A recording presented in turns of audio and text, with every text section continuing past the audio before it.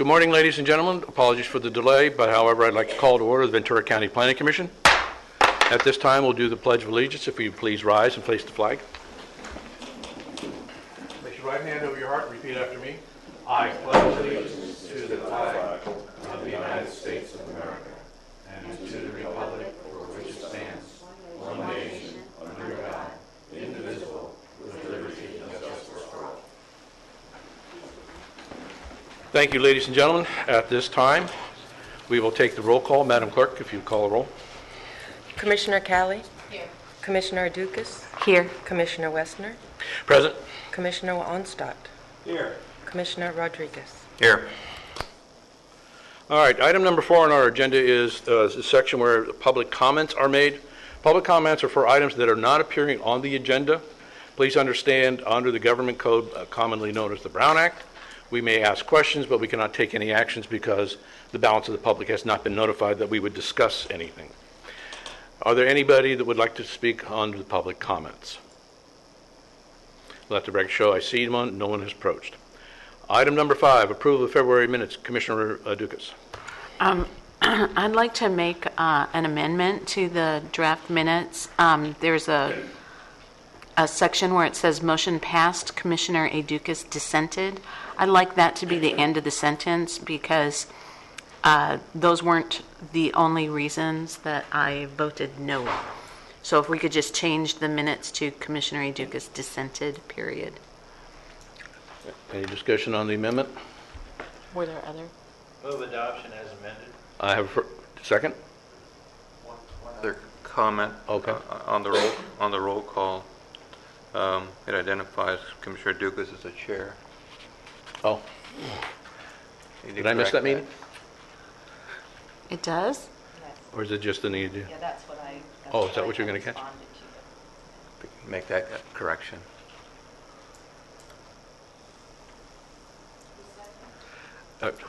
We haven't had a second yet. If the motion maker will make the amendment for the chair not to be Commissioner Dukas, but Commissioner Westner? Yes, the second amendment also. All right, then the second amendment. With those two, all those in favor say aye. Aye. Aye. Opposed? The minutes are approved as amended. Commissioner Rodriguez. Oh, that's right. You want to...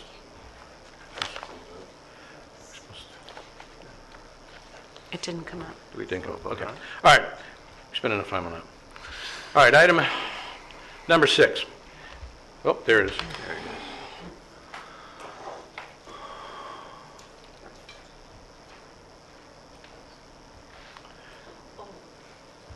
Okay. You're okay. Back on the agenda. There was one other issue with that vote on the approval of the previous minutes, which I was not present for, and I abstained from voting. So anyway, All right. I think that was incorrect in the minutes. All right. We'll go ahead and amend that. I don't see, that's not, a clarity. not important. Yeah, no. All right. Doesn't affect the vote. All right. Let's get to why we're here today.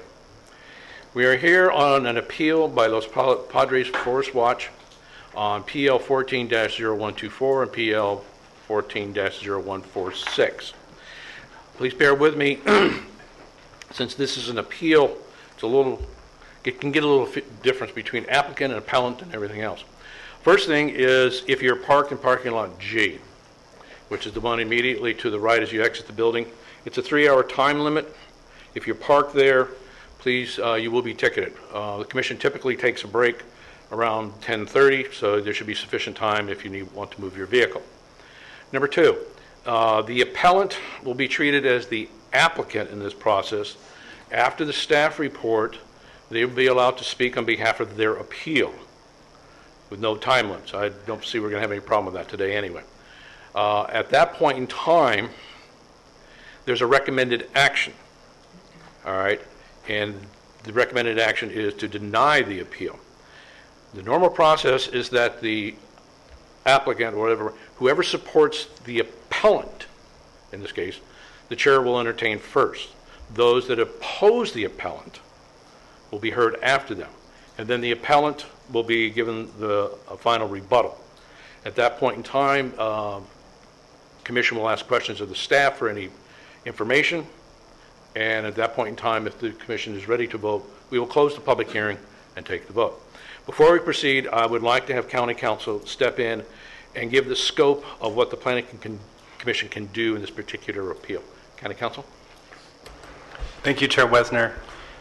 Before you today is a request for the issuance and conversely a request for the non-issuance of zoning clearances. The applicant, Decor, requests that the Planning Commission issue 2 zoning clearances to initiate the construction, operation, and maintenance of new oil and gas wells and associated equipment as authorized by previously granted conditional use permits that were granted by the County of Ventura. The appellant conversely requests that your Planning Commission decline to issue the requested zoning clearances. Under our non-coastal zoning ordinance, zoning clearances are ministerial, and the purpose of a zoning clearance is to, at least in this context where previously issued conditional use permit exists, is to allow the county to ensure that the proposed uses and development that are subject of the zoning clearances are consistent with the terms of the previously granted conditional use permit, and that the conditional use permit remains valid and in effect, and that the proposed uses and development are also consistent with the applicable standards of the non-coastal zoning ordinance and the general plan. And for a full list of the objective criteria that you need to use to decide whether or not to issue the zoning clearances, I refer you to section 8111-1.1.1 of the non-coastal zoning ordinance. And so that has the exhaustive list of objective criteria that are used for you to decide whether or not to issue the zoning clearance. And so now I get to the appeal. And so what happened here is that the planning director issued the subject zoning clearances, and that issuance was appealed under the non-coastal zoning ordinance appeal rules, which are pretty broad, and they allow appeals of a lot of different types of decisions and determinations, including these zoning clearances. And so under our appeal rules, this hearing is actually a de novo hearing, and that means it's a hearing anew. And so again, your job today is to decide whether or not the zoning clearances should be issued based on the NCZO section that I just referenced. That said, I want to be crystal clear that even though this is a de novo appeal hearing, the scope of the hearing is confined to the zoning clearances that have been requested and the criteria that I referenced before in the NCZO that dictate whether or not the zoning clearances should be issued. And so the scope of this hearing is much more limited than our typical Planning Commission hearing that involves a request for a discretionary permit or permit modification. That's not before you today.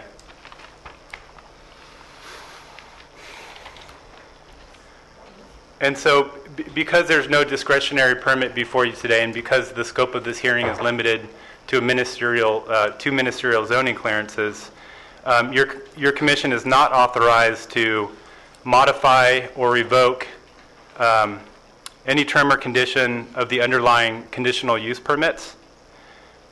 And also because the zoning clearances are ministerial, CEQA does not apply to the zoning clearances and to the decision as to whether or not to issue them. CEQA only applies to discretionary approvals. And as I said before, our non-coastal zoning ordinance specifically states that zoning clearances are ministerial and they're not discretionary, so CEQA doesn't apply. And so your commission cannot deny the zoning clearances on the basis that you feel any previous environmental review that was done or that was not done regarding the underlying conditional use permits was inadequate. That's not before you today. And keep in mind that under the non-coastal zoning ordinance, there's a separate process for someone seeking to modify or revoke a previously issued conditional use permit. And so if someone doesn't like the conditions in a previously issued conditional use permit, there's a process that's laid out at section 8111-6.2 of the non-coastal zoning ordinance.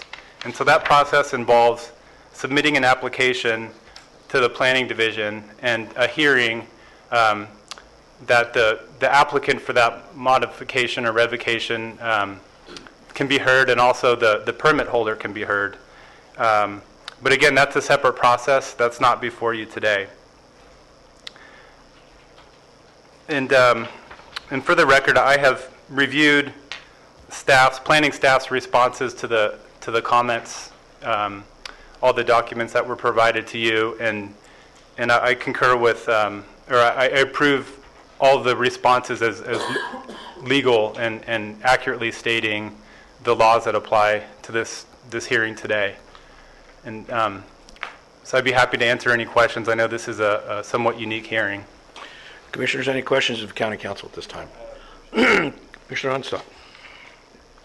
Council, on page 8 of 18, we have a list of criteria in which a zoning clearance shall be issued if the proposed land structures, et cetera, and it goes on and lists. Commissioner Onstock, which document are you referring to? A staff report, I'm sorry. The staff, thank you.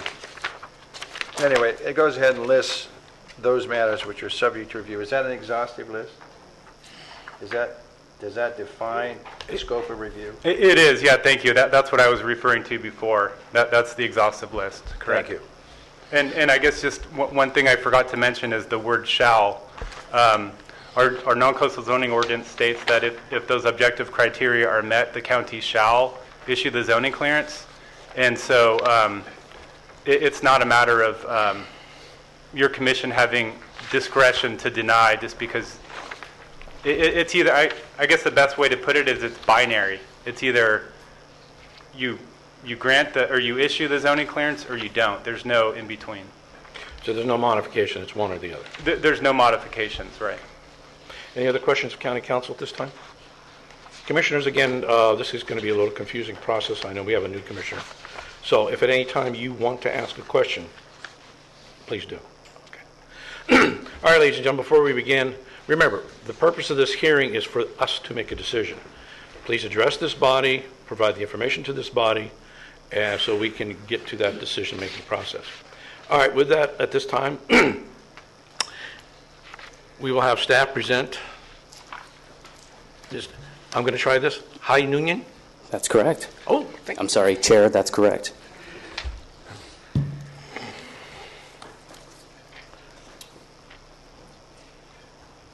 Great.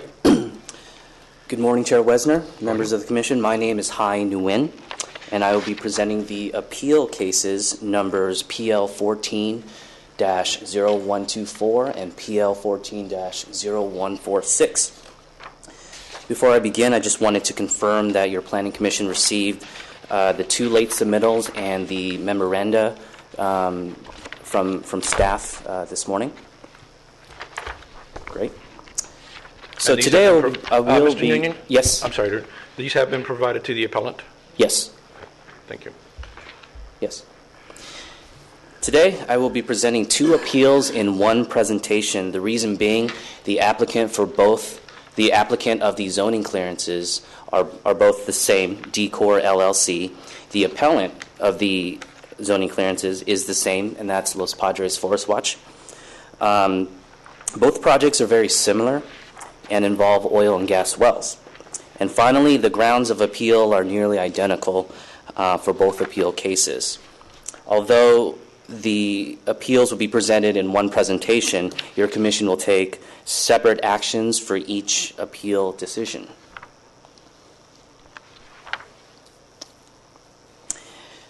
I will present the first appeal as Appeal A, and then follow up with the second appeal as Appeal B. This table should help navigate my presentation a little bit, and all this information is found in the staff report as well. After I present the background information for Appeal A and then the background for Appeal B, I will then combine it and discuss both grounds of appeal for Appeals A and B. And lastly, Mr. Brian Baca will have closing comments after I am done. So today's appeals are solely for ministerial zoning clearances, 2 of them, not the conditional use permits it's associated with, but I will present some background information on those CUPs. Appeal A is for zoning clearance ZC 14-0470. This was approved on August 1st, 2014. And the appeal case number is, again, PL 14-0124. This zoning clearance is associated with CUP LU 090073. This one is in the Hopper Canyon oil field. This is the project description for the first zoning clearance for Appeal A.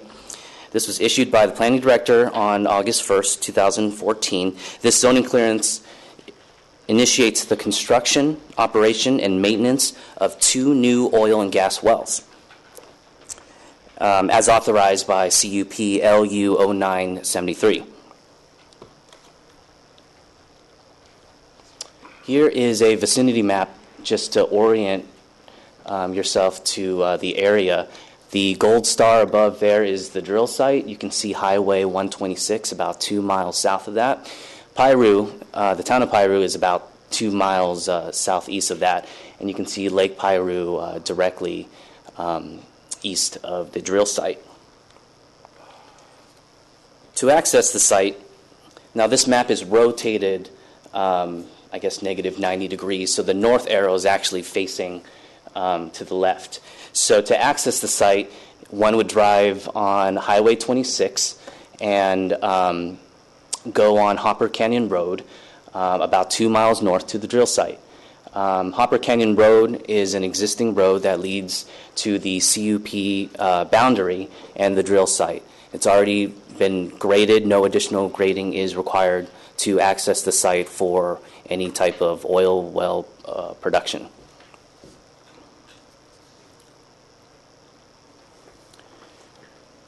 Now this is the north arrow is back to normal. This is the CUP boundary. The area of the CUP is approximately 242 acres. And of course the star is where the drill site is.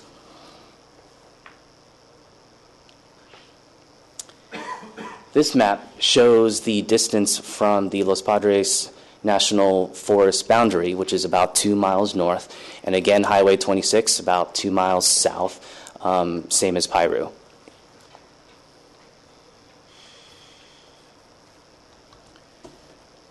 This is back to the drill site. There are actually 5 drill sites, 4 of which are developed. Drill pad number 4 was never developed. The zoning clearance for the 2 wells is located on drill pad 3, as indicated by the gold star up there.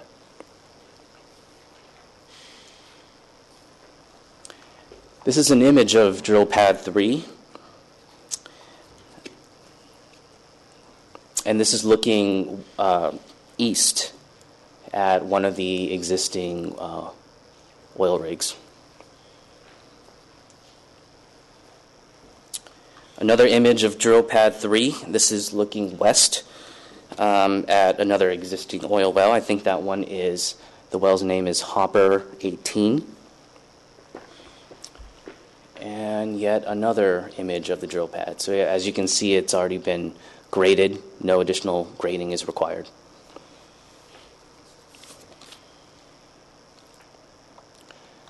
Now going into the permit history for LU 090073, on September 1st, 1973, Argo Petroleum Corporation purchased the existing oil and gas operation in the Hopper Canyon oil field. On September 20th, 1973, the planning director granted CUP 3409, which actually allows 7 wells, 7 total wells, 3 new ones and 4 previously acquired.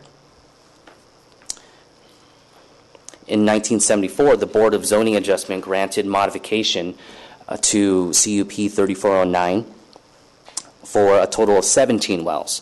That's 10 new wells and 7 existing. The reason why we go through each well is because there is a well limitation for the CUP, so we have to take into account every single well. In 1980, a modification was granted for the installation of equipment related to oil and gas production. And in 2006, DECOR, the applicant of the two zoning clearances, acquires the oil and gas operation as permitted by CUP 3409 and all these subsequent modifications. On November 16th, 2010, the planning director granted CUP LU 0973 for a total of 23 wells, 10 new wells, and 17 existing. The CUP was not challenged and no complaints have been filed. On August 1st, 2014, ZC 140470, that's the zoning clearance, was issued to initiate the installation of the 2 new oil wells as authorized by CUP LU 0973. Those wells are Hopper 11-1 and Hopper 12-2. Yes. Mr. Nguyen, we have a question by Commissioner Dukas. Yes. The top line says that the CUP was granted for 23 wells, 10 new and 17 existing. How does that work? Chair Wesner, Commissioner Idukas, CUP LU 0973 basically allows for 10 new wells, and 17 were already there. So the 2 zoning clearances would be a part of those 10 new wells. This is the start of 10 brand new wells under that CUP. So what, yeah. Mr. Chair, I hear the word bad math out in the audience. I believe that there's a math problem here. It's 23 wells, 10 new and 13 existing. That's what's in your staff report. Right, and so there's a bit of a glitch. And so we apologize, and I'll deal with Mr. Nguyen later. I see it. Thank you. Just for clarification's sake, then, there's 13 existing with 10 new ones that were approved in 2010. Well, 10 new wells, 13 existing under the CUPs that I mentioned, and 4 that was basically inherited from the original acquisition. That's where the math is. It's much clearer in the staff report, and I apologize. Okay. Mr. Chair, Commissioner Idukas, just to be clear, the zoning clearance that was requested is 2 of the 10 wells that they were authorized by the most recent modified permit. So that's where we sit today. And just to follow up, the table in the staff report lists all of them, all the wells, the drill pads, and it makes a lot more sense. So here's a visual of drill pad 3 and the well history. This is just for drill pad 3, but as you can see here, there are numerous existing wells. The oldest one being C2, which stands for Copper 2, and that was drilled probably in the 1930s or 40s, and it's still active. There have been wells that were drilled in the 70s, in the 80s, I think one in the 90s, and one that's already approved and to be drilled. And as you can see, the gold stars are approximately where the new wells would go. There is a creek right here, and the setback for the new wells would be similar to the existing wells, which is somewhere between 70 to 90 feet.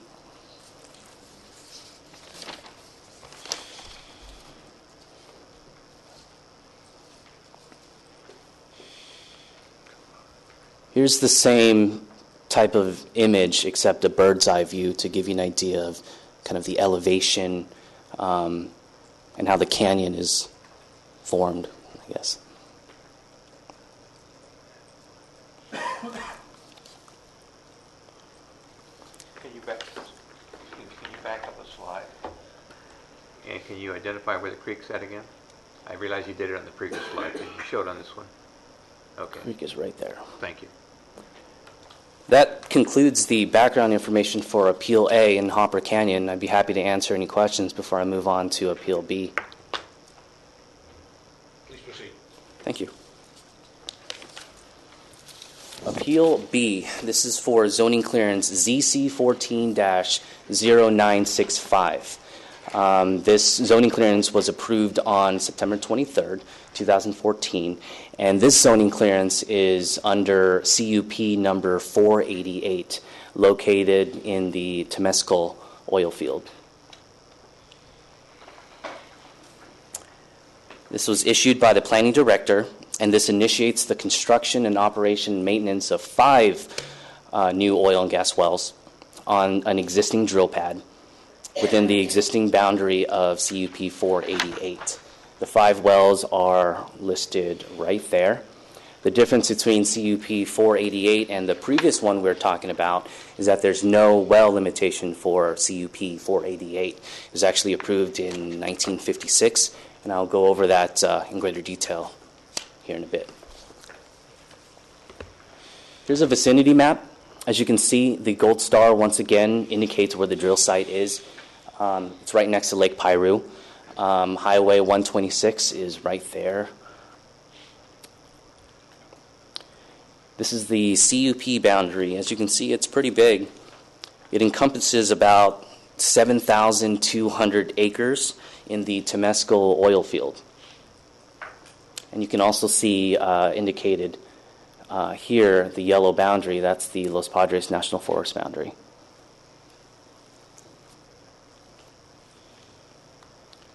Here is a close-up of the drill site. Again, gold star is where the drill site is.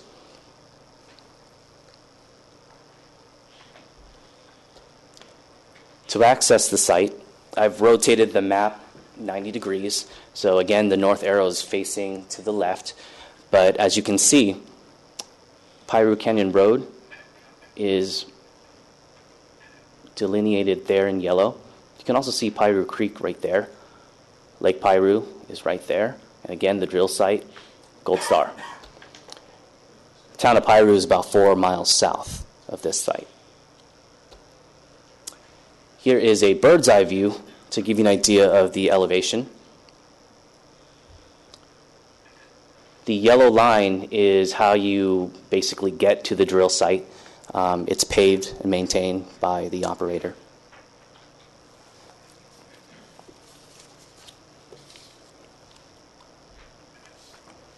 And here's a little bit of the well history along this drill pad. The 5 new wells will be located on the existing graded pad where wells already exist, as indicated by the yellow star right there. No additional grading is required, and as you can see, there are already oil wells active and in production. 3 of which right there, Temescal 27, 26, 31, were constructed a couple months ago, actually. You can also see another well, Temescal 21, in 2010.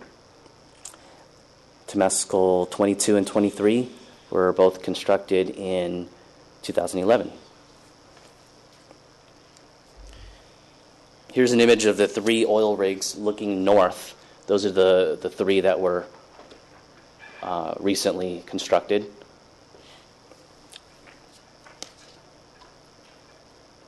Here is a view looking at the 2 wells that were constructed in 2011, I believe. You can also see a nice view of Rancho Temescal right down there. Another image of the drilling pad looking east. Another image of the drilling pad looking west. And now the permit history. As I said earlier, the CUP 488 was approved on May 29th, 1956 by the Board of Supervisors. It was approved as Special Use Permit 488, but now it's known as CUP, Conditional Use Permit 488. And it was approved for the production of oil and gas. In 1996, a permit adjustment was granted to change the permit area. The change included adding 81.61 acres and also removing an adjacent 81.61 acres. There were no changes in the conditions of approval. On September 23rd, 2014, zoning clearance ZC14-0965 was issued to initiate the installation of the 5 new oil and gas wells. Mr. Noonan, we have another question, so take a sip of water. What's the term of the CUP that was granted in 1996? Was it 30-year? What is it? There was no, Commissioner Idukas, there was no time limit. It was a permit adjustment simply to remove a piece of land and to add a piece of adjacent land to the CUP. So these approvals don't have a sunset? Not the permit adjustment, nor does the original approval in 1956. There is no well limitation and no expiration date.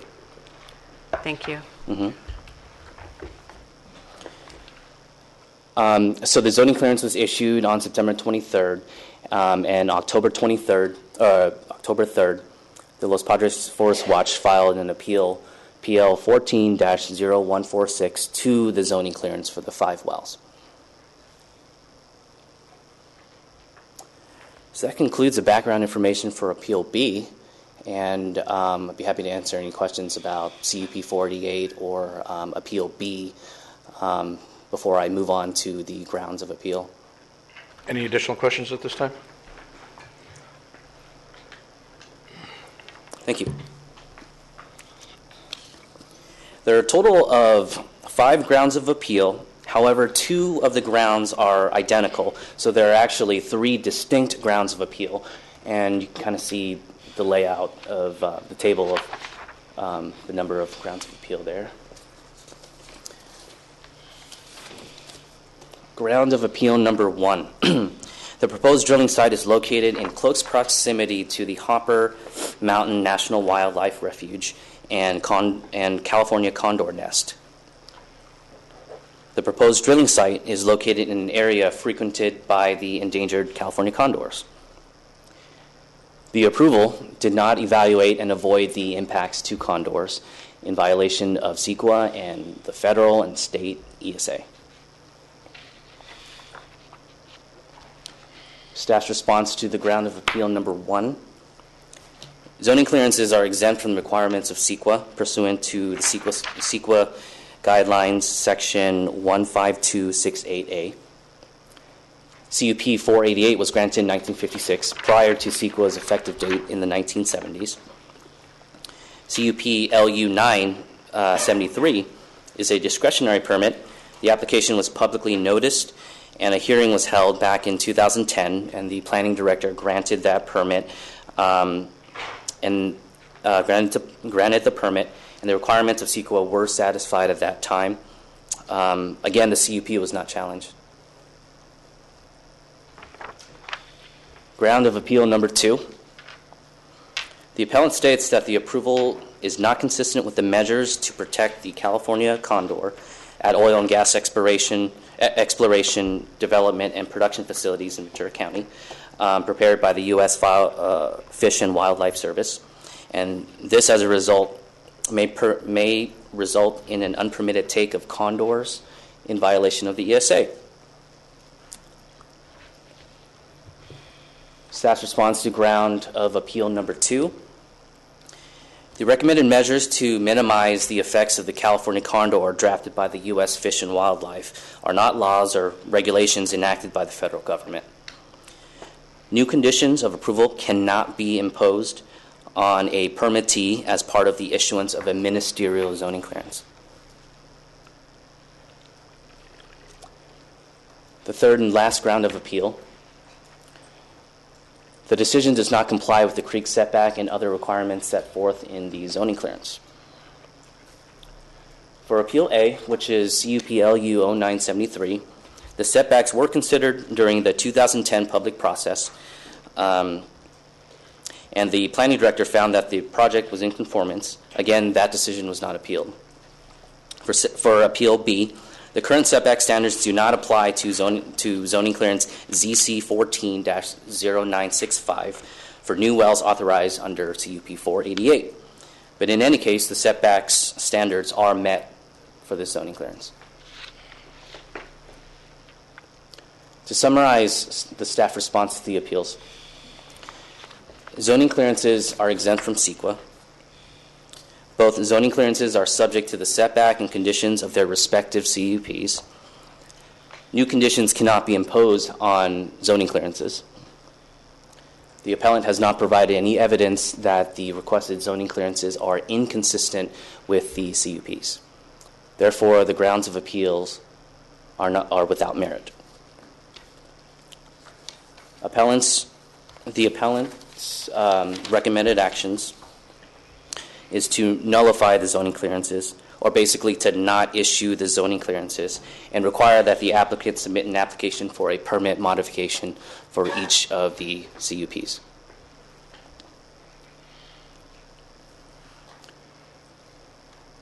As far as environmental reviews go, the CEQA does not apply to the two ministerial zoning clearances. The CEQA guideline states that ministerial projects are exempt from the requirements of CEQA.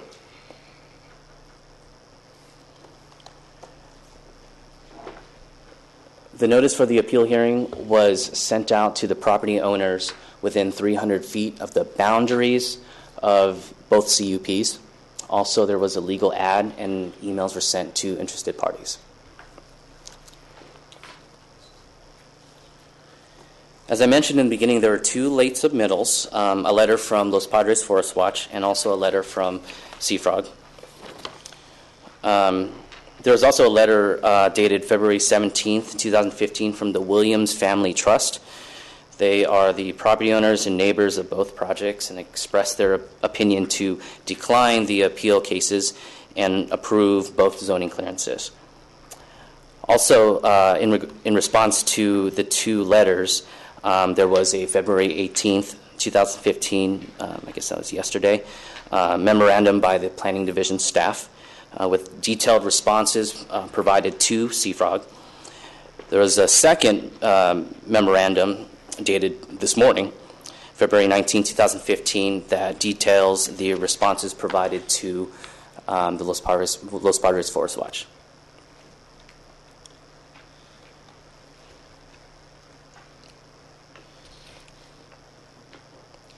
The recommended actions. Certify that the Commission has reviewed and considered the staff report and all exhibits thereto and has considered all comments received during the public comment process. Issue zoning clearance ZC 14-0470. Issue zoning clearance ZC 14-0965. Deny in its entirety the appeal of the Planning Director's decision to grant zoning clearance ZC 14-0965, and thus deny any requested refund of the appellant's appeal fees in accordance with the Planning Division's fee schedule. Deny in its entirety the appeal of the Planning Director's decision to grant zoning clearance ZC 14-0470, and deny any request to refund the appellant's appeal fees in accordance to the Planning Division's fee schedule. Direct the Planning Director to implement two actions 2 and 3 above, on behalf of the Planning Commission by reissuing the subject zoning clearances with new expiration dates consistent with the non-coastal zoning ordinance. And specify that the clerk of the Planning Commission is the custodian of the documents and materials that constitute the record of proceedings upon which the decision is based. So that concludes my part of the presentation, and Brian Baca has some closing remarks. Thank you, Mr. Nguyen. Mr. Chair, members of the Commission, I think Mr. Nguyen sort of covered the landscape there, and what I want to, my comments are merely that there's nothing unusual going on here. The oil fields have been in active operation for decades. In fact, Hopper Canyon was first drilled in the 1800s. And so all that disturbance you see in the aerial photographs that Mr. Nguyen just showed Many of that dates from 1900, literally. And same thing with Temescal Field. The operator has drilled probably more than a dozen wells in those two fields just in the last 10 years, all of which under permit and all of which under zoning clearance. And so there's nothing unusual going on. This is an ongoing operation of an existing oil field. We have no outstanding violations that we know of their permit conditions. There's no complaints filed. There's nothing out of the ordinary here. And I would say that I left a copy of section 8111-6.2 on your table. That's a section of the non-coastal zoning ordinance, and it's entitled Modification, Suspension, and Revocation for Cause. And that's where any entity, that includes a member of the public, a public interest group, or the planning division themselves, could file an application to your commission to revoke or modify a conditional use permit because for the various reasons that are listed there. And I'll just read a couple of them, that any term or condition of the permit or variance has not been complied with, okay? Or that the property subject to the permit or variance or any portion thereof is being used or maintained in violation of any statute, ordinance, law, or regulation. So there's a series of findings, but all of those concepts, which are heavily run through the comments of Sea Frog and Los Padres Forest Watch, those are appropriate for a completely separate permit process than a zoning clearance process, and that's not before you today. I would say that it would be nice if we could go back and redo 1956 permits under modern standards. And I believe the Board of Supervisors last year asked this very question and sent County Council on a mission. And if I say anything wrong, County Council will jump in and say, stop that. But sent County Council on a mission, the County Council's office, to see if there was any way to reopen these old conditional use permits that have no well limit and no time frame, no expiration date. And the answer back from County Council after exhaustive research was no, that the question had already been settled in the courts, and those CUPs, they remain valid unless the applicant or permittee themselves comes in for a modification, or one of these standards that you see here are tripped. That is, they're creating a public health and safety menace, or these various other standards that are grounds for cause to cause a CUP to be revoked or modified. And you may recall in 2014 you had a revocation in front of you for the Best Rock mining facility. Well, they were out of compliance with their permit. They were causing environmental harm, and your commission took the appropriate action and revoked their permit. So that process you've already been through. That's not where we're here today. So that concludes my comments. I'll be available for questions later, and thank you. Any additional questions of staff? Commissioner Onstott. Should the appeal be denied in its entirety, does this commission have the discretion to refund fees paid? I remember we got into this once before, and I know they've asked for a refund, but I thought at the time we did this once before, we have no discretion in that regard, do we? Well, actually, you do. Well, and of course, the previous case, the Los Padres Forest Watch had requested their fees back, and that issue is still bouncing around under review in the county. The way the fee schedule adopted by the board works is that if you grant an appeal in any part, then any part of an appeal, then it's up to your discretion, that is the decision maker that grants some part of an appeal, as to how much of the appellant's fees will be refunded, since they won at least partially the case. If they entirely win the case, they get all the money back. And that decision under the fee schedule should be made by your commission at the time of the decision. And as you'll see in the on the screen here, we've added the appropriate language to make sure that that issue is directly and overtly addressed when you make your decision as to whether you think any money should be returned. Now, as County Council has informed you, you are in a binary universe in this hearing. You either issue the zoning clearances or you don't issue them. So I would think in this particular case, you're either in a position of issuing the zoning clearances and denying any refund in its entirety, or not issuing the zoning clearances and granting a total refund. So it's a binary universe in this particular context. Welcome to the digital world. Thank you. Any other questions, County Council? Any questions? Anything that County Council would like to add as far as the decisions, the research that was made about affecting CUPs that are 67 years old? Or is Mr. Baca represent accurate? Right. So as my office has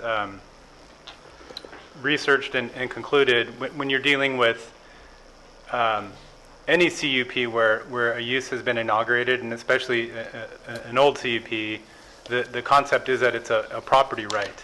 And so, and it's analogous to a contract. And so the county, once rights vest in a conditional use permit like that, then it becomes much more difficult. And as Mr. Baca said, the circumstances are more limited under which the county can go back and further modify the conditional use permit. So Mr. Baca's explanation was accurate. And just in terms of, I just want to raise one more point in terms of your options today. It is whether or not to grant the zoning clearance. If another possibility is that if you feel that there's an issue that hasn't been addressed and that you'd like more information on, then you could theoretically send it back to staff for further study. And so I just want to make you aware of that potentiality, and that's under the non-coastal zoning ordinance. But under that, we'd have to give them direction about that specific issue. You should be very specific in either if you're going to deny the zoning clearance or send it back for further study. You should be very specific about what the issue is. Thank you. All right. Anything else, Mr. Yoon? Thank you very much for your time, sir. And I can't wait for the math class you're going to have later on. I was an English major. Okay. All right. This is when the appellant gets to speak. I have several cards here, but I don't see anybody from the Forest Watch. Who's going to be the representative to speak on behalf of the appellant? Yes, sir. Please come forward, state your name and address, sir, and take next 5-6 hours. I assure you, I won't need that long. Uh-oh, you're going to say you were going to be brief? That's what I always say. So my name is Jeff Kuiper. I'm the Executive Director of Los Padres Forest Watch. Our address is P.O. Box 831, Santa Barbara, California, 93102. Thank you for Chair Wesner and members of the Commission, and welcome Commissioner Cali.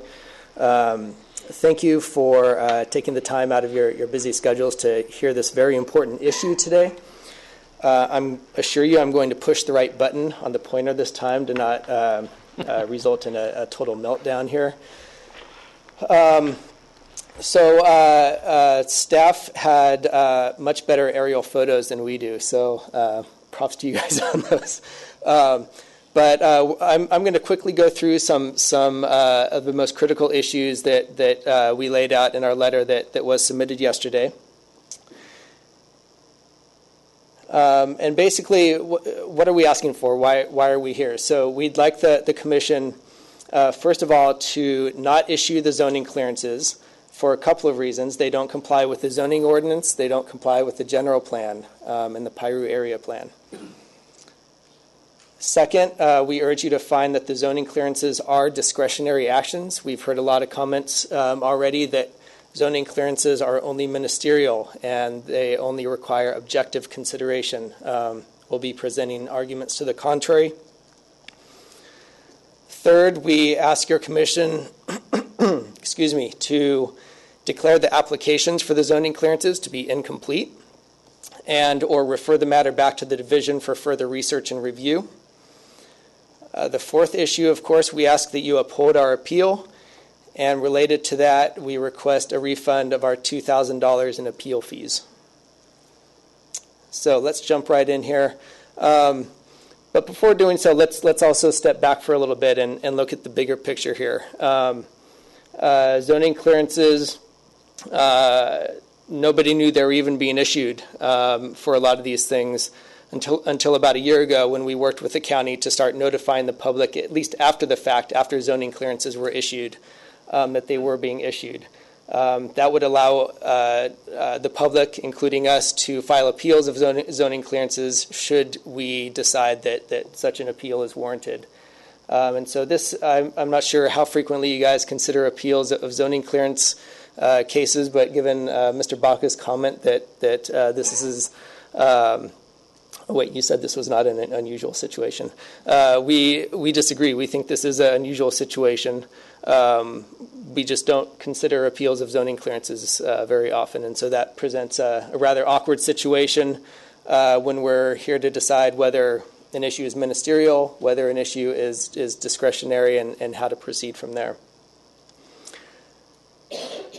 So, of course, we are interested. These drilling sites are outside of the boundary of the Los Padres National Forest, but they're close enough to give us great pause and great concern, particularly with respect to the California condor. Millions of dollars and thousands, tens of thousands of hours of effort have gone into bringing back this bird from the brink of extinction. We want to make sure that any oil drilling, whether it's approved via a zoning clearance or a conditional use permit or otherwise, does not result in significant impact to the condor and minimizes or avoids those impacts as much as possible. And so here is a map showing the Hopper Canyon conditional use permit boundary. That's the red square. And the red dot in the middle is the site of the proposed wells. All the light green dots on this are little blips from radio transmitters that not all, but a lot of condors have attached to their wings.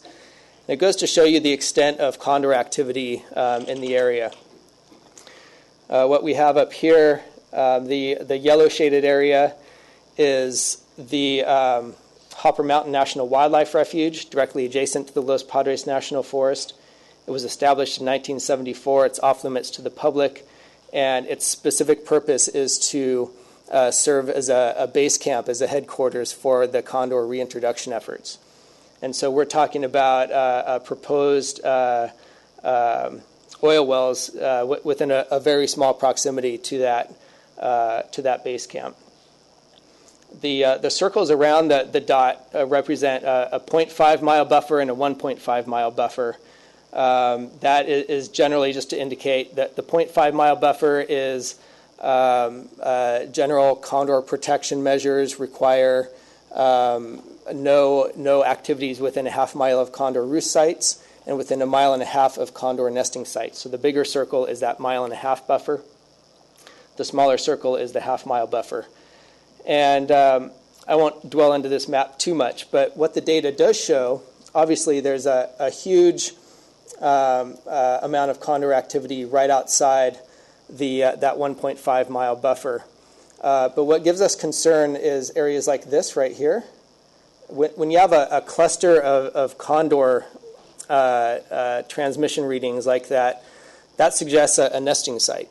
That nesting site would be within a mile and a half buffer of this drill site. And that's generally, not generally, it is prohibited under the condor protection measures that just about every other agency out there uses and complies with to ensure the protection of the condor. You also have smaller areas that have smaller concentrations of condor transmissions, like here, maybe here. Those represent condor roosting sites. And so there's a question here as to whether there's condor roosting sites within a half mile buffer of the well and condor nesting sites within a mile and a half buffer of the proposed drilling site.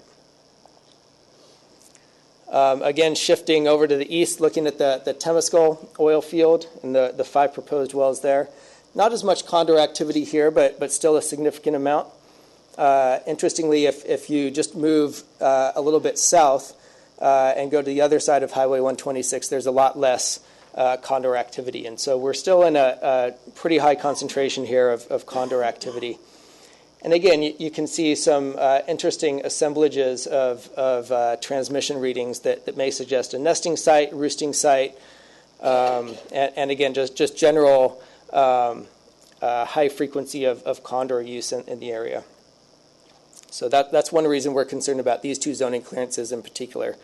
The county approved more than 100 wells last year alone via a zoning clearance in the county. We approved these two zoning clearances, and so we don't see ourselves appealing every single zoning clearance to the Planning Commission, which is probably a good thing for everyone involved. But Mr. certainly Kuiper, would you yield for a question? Yeah, sure. Did you mean to say we appealed these two? You said we approved these two. Yes, we appealed these two. Okay. We do not approve of them. Thank you. He was a math major, not English. This is what 3 hours of sleep does to your brain. So yes, this is why we appealed these two zoning clearances. And if there are concerns with zoning clearances, we do intend to appeal them again in the future as well. But we think it'll be on a fairly limited basis. Our main concern here is with condors and ensuring that the zoning clearances comply with what they're supposed to comply with, and I'll get more into the details of that in a moment here. So still looking at the bigger picture, in 2013, the U.S. Fish and Wildlife Service sent a letter to the planning director outlining a series of recommendations that the county should implement anytime it approves any sort of oil drilling or gas drilling activity within habitat for the California condor. The letter says, in part, we've become aware that you're reviewing the impacts of proposed oil and gas facilities on biological resources. To assist you in that process, we're enclosing a list of measures for you to consider incorporating into your review process, which will help protect the California condor from potential adverse effects of oil and gas projects. I'm not going to go through all 23 of those condor mitigation measures again this time. But suffice to say, it's a fairly comprehensive list of fairly simple and straightforward measures that oil and gas operators should take whenever they're operating in habitat for the endangered condor. Generally, they include things like making sure there's no standing pools of oil on the well pad, making sure it's clean of microtrash,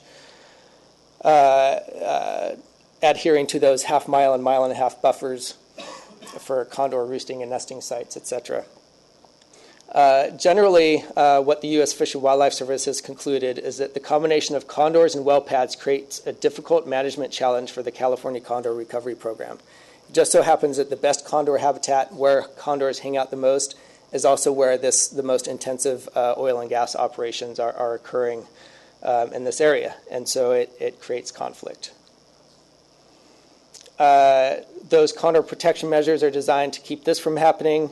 There's simple, they call them daddy long leg structures that you can install on the tops of the pump structure here to deter condors from landing on them and becoming habituated to human activity. There's other things you can do to prevent condors from touching down on the oil pad themselves. Once condors touch down on oil pads, they tend to play around with hoses, strangle themselves. They tend to pick up microtrash, a whole host of issues that can be harmful or fatal to the birds. They can land on power lines that service oil fields, which results in a electrocution risk.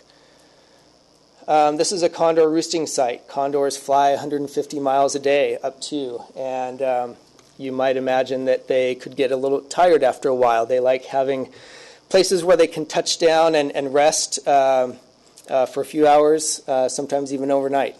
And this is one such site. And again, these types of sites require a half-mile buffer. They're highly sensitive to noise and other disturbance, and so that's why that half-mile buffer is imposed. This is some microtrash that we picked up from an oil pad site, not in this oil field, not a decor oil pad, but one nearby last year. And it goes to show the types of materials that are common at oil well sites that pose a huge threat to condors. Rags, wires, bolts, nuts, broken glass, wrappers, tape, bottle caps, ketchup packets, you name it. We found just about everything out there. And this was just on one oil pad. What the condors do, they pick up this trash. We don't really know why. They bring it back to their strikingly attractive chicks in the nest, and they feed it to them. The chicks cannot pass that trash through their system. Their stomachs fill up with trash, and they either starve to death or need to be taken in for some pretty intensive surgery. This is an x-ray of a condor, a young condor, whose stomach is impacted with microtrash. This is what we don't want to see. The operator in the Sespe oil field, not at issue here in this particular case, but they have implemented many of these conditions that were outlined in that Fish and Wildlife Service letter on their oil pads, including installing signs on each pad to notify employees and contractors to keep the pad spotless. We found out last year that wasn't necessarily being adhered to, but having signage up there is key. That's one of those 23 condor protection measures.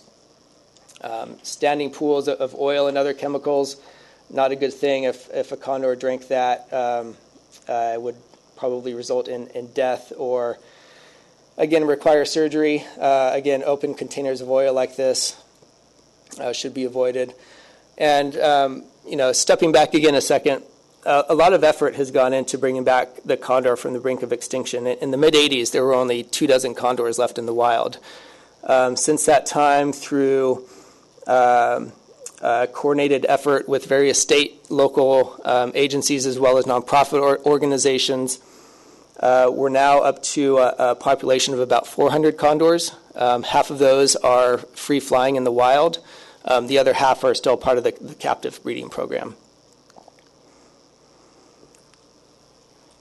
Condor nests are monitored sometimes several hours at a time, which is painstaking work by volunteers. This is a holding pen for condors before they're released out into the wild. And this is a mock power line. And when the condors land on it, it delivers a mild yet jolting shock to the condors to acclimate them to the fact that, hey, if you land on these power lines, you're going to get zapped. And they learn through that process to avoid power lines. It's not 100% effective. And so what happens when there are power lines out in these oil fields, condors will still land on them. And if they land on them over time and realize that, hey, I'm not getting this jolt anymore, this is kind of a nice little roosting area, that's again when the problem arises and the electrocution risk is very real. People generally risk their lives to enter condor nests. This is a Fish and Wildlife Service biologist who's going in to inspect a condor nest and check on the egg that's inside. It's a very heavily intensively managed population, even though it is called a wild condor population. There's still a lot of work that needs to be undertaken on a daily basis to make sure that condors can survive in the wild. California Condor Recovery Plan was approved in 1996, outlining various steps that we can take to bring the condor back from the brink of extinction and hopefully eventually remove it from the endangered species list so that we don't have to have meetings like this and talk about them. The recovery goals, although we'll still talk about condors. We have the goals are 2 self-sustaining populations of 150 condors each. Where are we right now? We have 116 in California, 74 in Arizona, Utah, 29 in Baja. So we've made a lot of progress, but there's still a lot of ways to go before the bird is formally recovered. So the other big picture issue here is environmental review of some of these older conditional use permits. And I'll quickly go over the CEQA history of these two permit areas. It won't take very long because the history is very brief. So in 1973, a negative declaration was prepared for Hopper Canyon. You're looking at it in its entirety up in the corner there, one page. Neg deck, again, was prepared in 1974 to approve some additional wells at the site. They went all out and prepared a 2-page neg deck this time around. And then an addendum to this negative declaration was prepared in 2010. That one was 3 pages long. And so you can see in situations like this with older conditional use permits, they are very easy to evade appropriate environmental review under CEQA. If this were to come back under a full permit application for a CUP right now, I'd be willing to wager that the environmental review would need to be longer than this 5-page history. 6. I committed a math error too. 6-page history here of the Hopper Canyon drill sites. So let's go over, and just as an aside, we did not participate in the 2010 permit modification for this particular one because we were not notified about it. Suffice to say, we're giving a little more scrutiny now to these types of activities, but we did not participate in that process, which is why there wasn't an appeal filed. Surely there would have been if we had been notified. The Temescal area, as has already been stated, conditional use permit 488 was approved in 1956. A permit adjustment was approved in 1996, and it was determined at that time to be exempt from CEQA, even though they were shifting the boundaries around the conditional use permit to allow additional oil drilling. No CEQA review has ever been prepared for this permit, and as Mr. Nguyen stated earlier, this permit covers 8,000 acres around a pretty environmentally sensitive area, including an area around Lake Piru. Never has it undergone any environmental review under CEQA. So let's jump right into this here. Zoning clearances. A zoning clearance certifies that a proposed use of land or structures is consistent with the provisions of the zoning ordinance and any conditional use permits as well. And again, as has already been discussed, there are 10 situations, fairly limited situations, where a zoning clearance is an acceptable way to approve a particular land use, in this case, an oil well. I'm not going to focus on all 10, but I'll pull out a couple of those that I think are particularly relevant here. And they just happen to be the first 3. So the first one, is it permissible under the present zoning on the land? That's a fairly easy routine process to figure out, okay, what's this land zoned as? Is this an acceptable use? That is a very ministerial type decision. And does it comply with the standards of the zoning ordinance? That's Chapter 1. Chapter 2 deals with subdivisions. That's not relevant here. The second criteria for determining whether a zoning clearance is appropriate is it compatible with the policies and land use designations specified in the general plan? I'll get into that a little bit too. The third one, does it comply with the terms and conditions of the underlying conditional use permit? I'll briefly touch on that. So again, the 3 issues. Does it comply with the zoning clearance? Does it comply with the zoning ordinance? Does it comply with the general plan? And does it comply with the terms and conditions of the conditional use permit? Those are 3 major criteria that the planning division uses when they determine whether to issue a zoning clearance. And those are 3 major issues that we should be concerned about here as your commission decides whether to approve these zoning clearances as well.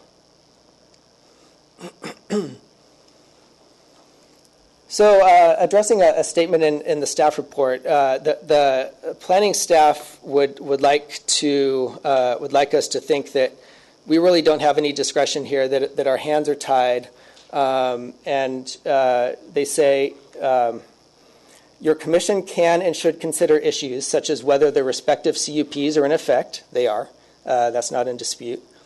Whether the proposed wells are located within the CUP area. They are. That's not in dispute.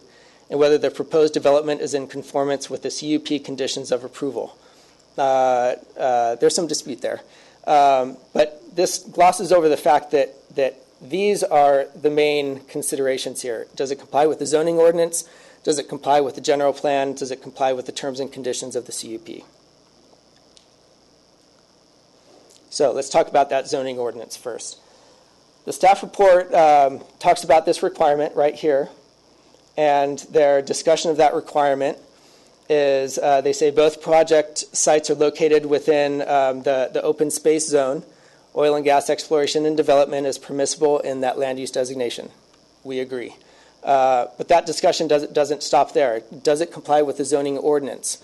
There are certain standards that are particular to oil and gas development activities. Those are delineated in the zoning ordinance. Anytime a zoning clearance is issued, the planning division and here today your commission needs to go look at that zoning ordinance and say, is this zoning clearance consistent with the zoning ordinance? They don't address that issue at all in that small box. So what are some zoning ordinance standards that we may want to consider here? Here's a good one, and it deals with setbacks. This is one of the issues that we brought up in our appeal of the Hopper Canyon wells. Setbacks for oil development, and it's important to note, they shall be applied. Of course, they can be more restrictive than this, but they cannot be less restrictive. No well shall be drilled, and no equipment or facilities shall be permanently located within. Lists several other setbacks which aren't really applicable to our situation here. I'll just jump to D, which is 300 feet from the edge of existing banks of red line channels. Everyone is in agreement that Hopper Creek is a red line channel, including the segment of the creek that passes directly by the proposed drilling site. 100 feet from the existing banks of all other channels, that's not relevant. The 300-foot buffer applies here. Those setbacks shall prevail unless a permittee can demonstrate to the satisfaction of the Public Works Agency that it can be safely located near the stream without posing an undue risk of water pollution or impairment of flood control interests. In no case shall the setbacks from streams or channels be less than 50 feet. There's a second setback that applies as well, 100 feet from any wetland. Of course, that can be made smaller if a qualified biologist approved by the county determines that there are no significant biological resources present or that the standard setback should be adjusted. So zooming in here to the proposed drill site location, we plugged the coordinates provided by the applicant and the county into our program here. That's the location of the two drill sites. You can see the actual channel of Hopper Creek right here. And it has a fairly lush riparian zone along it as well. This is a fairly stark and dry area. Any sort of riparian zone is where you're going to see that green vegetation. So the setback is not measured from the middle of the creek. It's actually measured from the top of the bank. Where's the top of the bank in this picture? Kind of hard to tell exactly. It's going to be probably somewhere covered by this green vegetation there. So we went ahead and used Google Earth to measure the setback. Not knowing exactly where the top of the bank is, we decided to measure it from the middle of the creek. And what we got was 73.4 feet.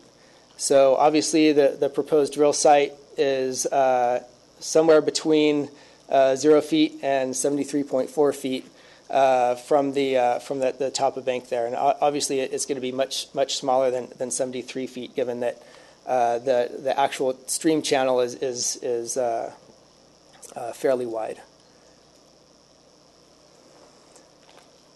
So going back to the staff report here, and in response to this appeal point, planning staff claims that the setback standards, that's what this section specifically refers to, the setback standards were considered and applied to the oil and gas operations authorized by the conditional use permit. That's the one that was approved in 2010. And as part of that discretionary review of the application for the permit in 2010, the conformance with the setback requirements was evaluated, and then they point us to the staff report. And they go on that at that time it was determined by the planning director in consultation with the Public Works Agency and the planning division biologist that the project is designed in conformance with the zoning ordinance setback standards. First of all, it's fine that this evaluation occurred in 2010, but in issuing a zoning clearance, we cannot rely on the fact that, this evaluation was completed, in this case, 5 years ago, or 10 years ago, or 30 years ago.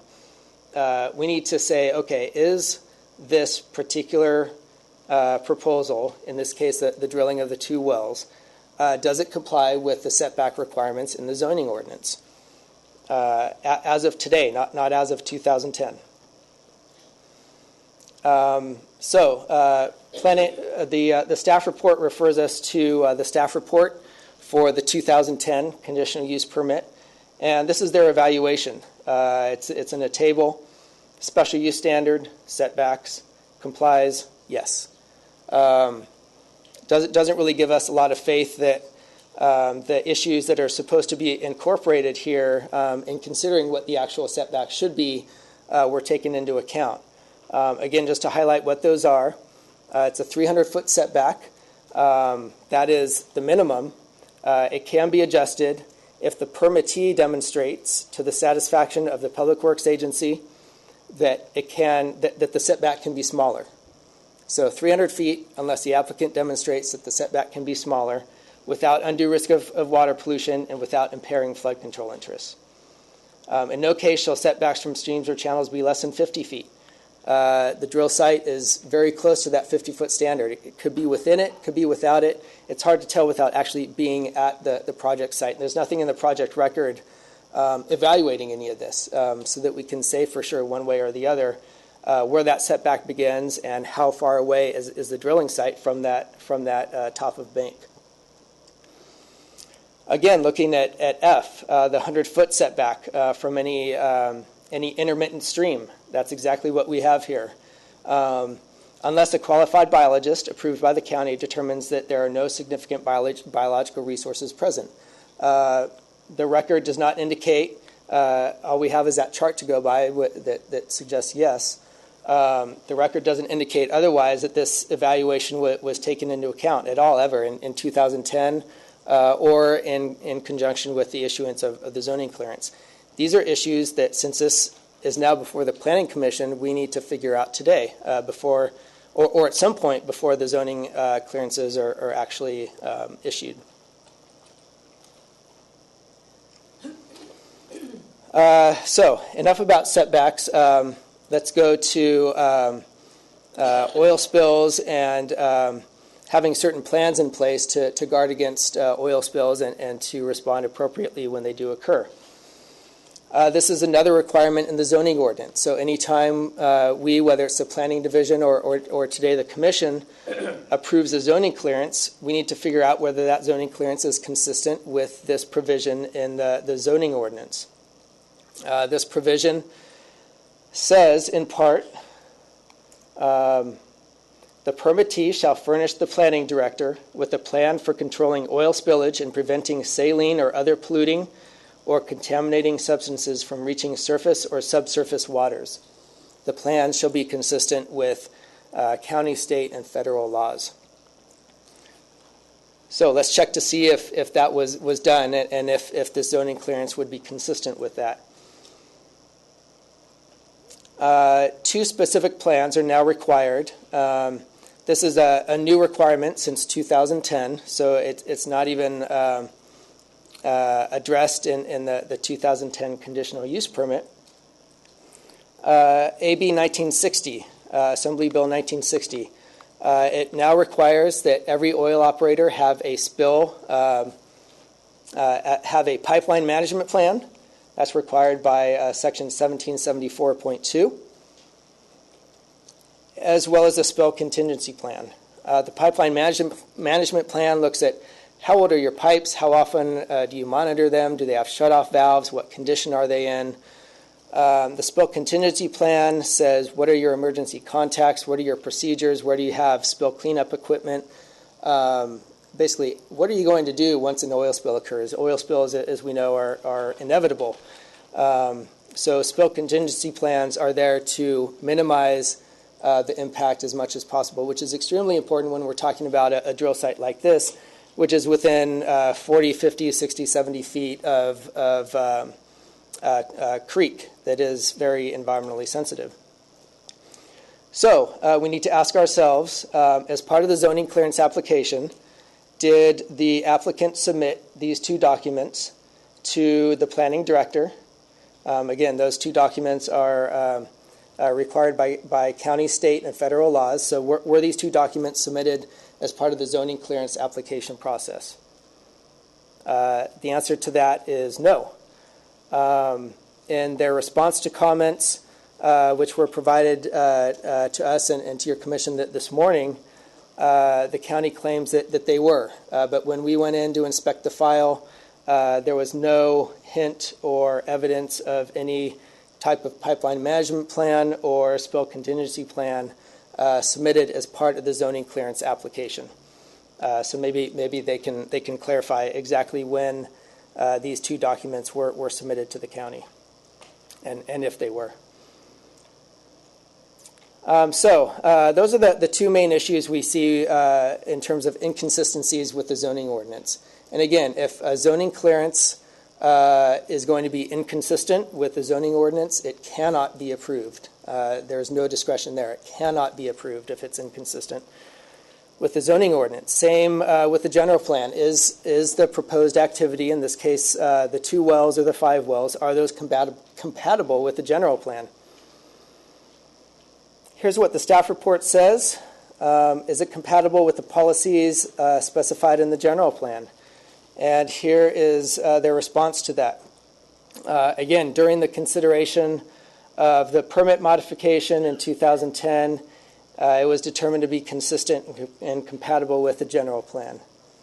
Then they talk about the land use designation is open space, and oil drilling is allowable use in that land use designation.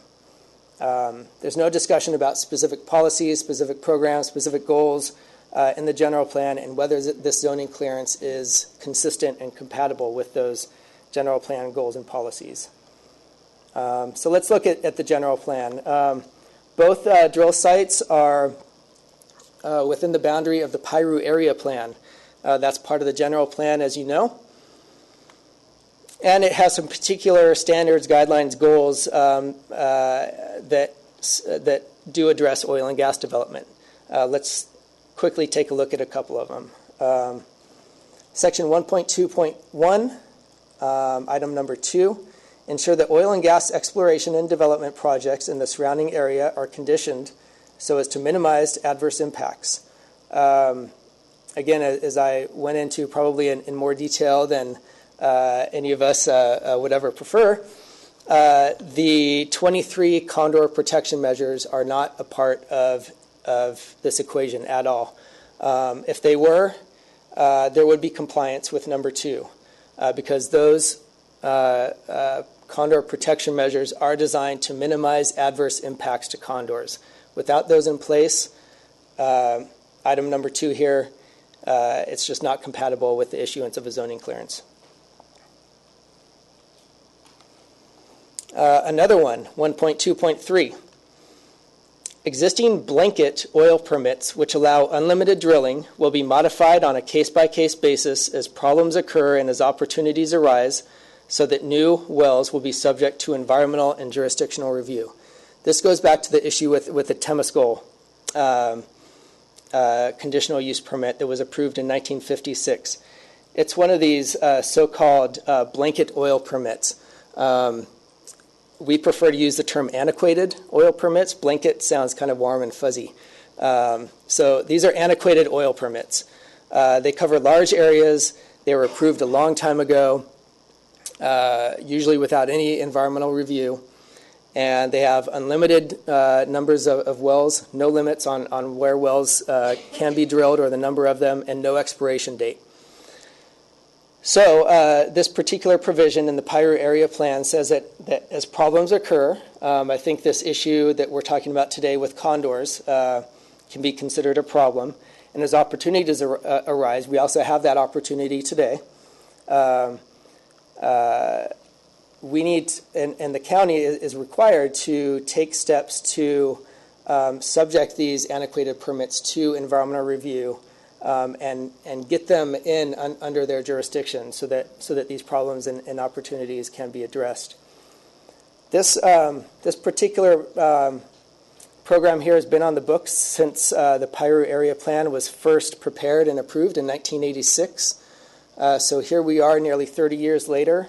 I'm not aware, correct me if I'm wrong, I'm not aware of any oil and gas conditional use permits within the boundaries of the Piru Area Plan that have been modified on a case-by-case basis. And so planning staff suggested earlier that one of the ways to modify these antiquated permits is to come in with a application to modify the permit. And let me take this opportunity to explain why that's just not going to happen and not feasible. If any member of the public wishes to do that, wishes to apply for a permit modification, they need to pay a $2,500 deposit, and then there's no limit as to how much can be billed in the processing of that application. So when you're talking about small nonprofit organizations like Forest Watch or individual citizens, it's simply not financially feasible to submit a application for permit modification when you're talking about tens, if not hundreds of thousands of dollars in staff time that we would be billed to process that application. It also, whenever a member of the public submits an application for a permit modification, that member of the public has the burden of establishing that certain conditions are in place, that a nuisance exists, that environmental harm is occurring. When the planning division initiates a zoning modification, they have the burden. So again, staff's solution to this problem, hey, we should just come back and apply for a permit modification. It's too expensive, and it places the burden not where it should be. The burden should be on the county. The burden should be on the applicant. It should not be on the public to basically do the job of the planning division. And so I just wanted to touch on that briefly since we're talking about this provision in the Piru Area Plan. Certainly there surely were some opportunities and problems that have arisen within the last almost 30 years that this provision has been in place. But again, for whatever reason, the division has not implemented this program and has not taken it upon itself to modify these old permits, even though, as we've heard today, it has the authority to do. Again, the last one here, biological resources. Item number 3, encourage and support the management policies of the Fish and Wildlife Services, California Fish and Game, and the Los Padres National Forest in its attempt to preserve and protect the California condor and its habitat. Again, that goes back directly to these condor protection measures. If those aren't being implemented as part of the zoning clearance or as part of the overarching conditional use permit, we don't have compatibility with this provision that's in the Piru Area Plan. And so since that's the case, the zoning clearances cannot be issued. There's no compatibility with the general plan, and the zoning ordinance is clear. If there's not compatibility, you cannot issue that zoning clearance.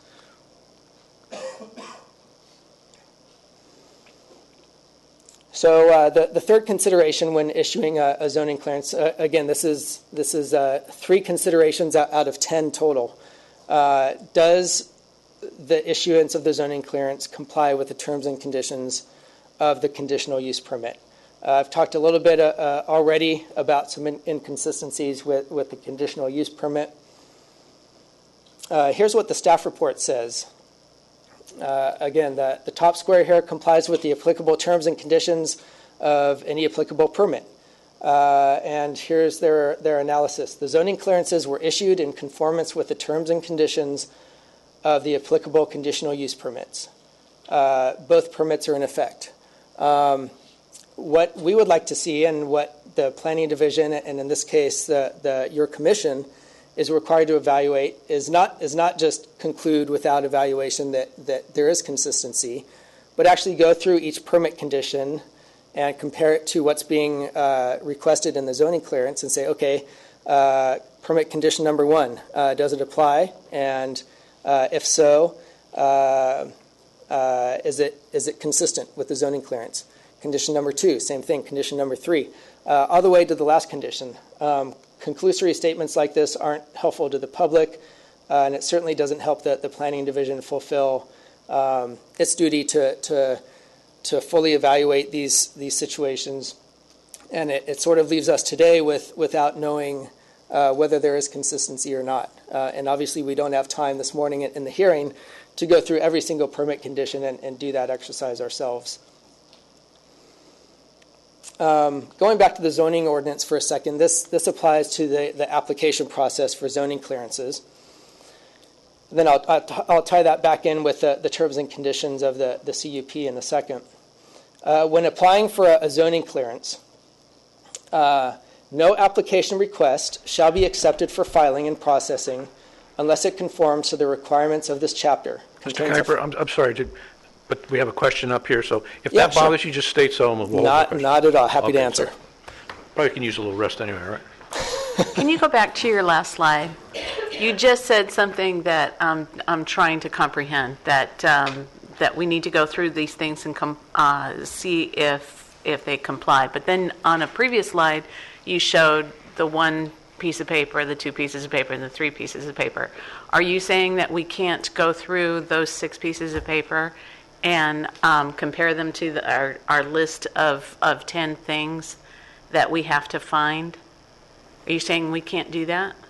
No, we certainly can do that today. The exercise would be pulling out the 1956 conditional use permit for the Temescal wells and the 2010 permit conditions for the Hopper Canyon wells, looking at each of those one at a time and saying, are these 2 wells or are these 5 wells consistent with the conditional use permit and the conditions in the conditional use permit? We can certainly do that today.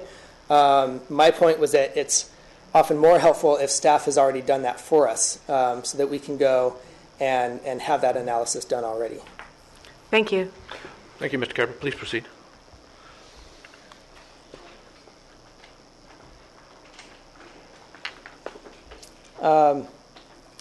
So again, this particular zoning ordinance requires the Planning Division to not accept an application unless it's complete. It's got to contain a full, true, and correct form of the required materials and information on the application forms.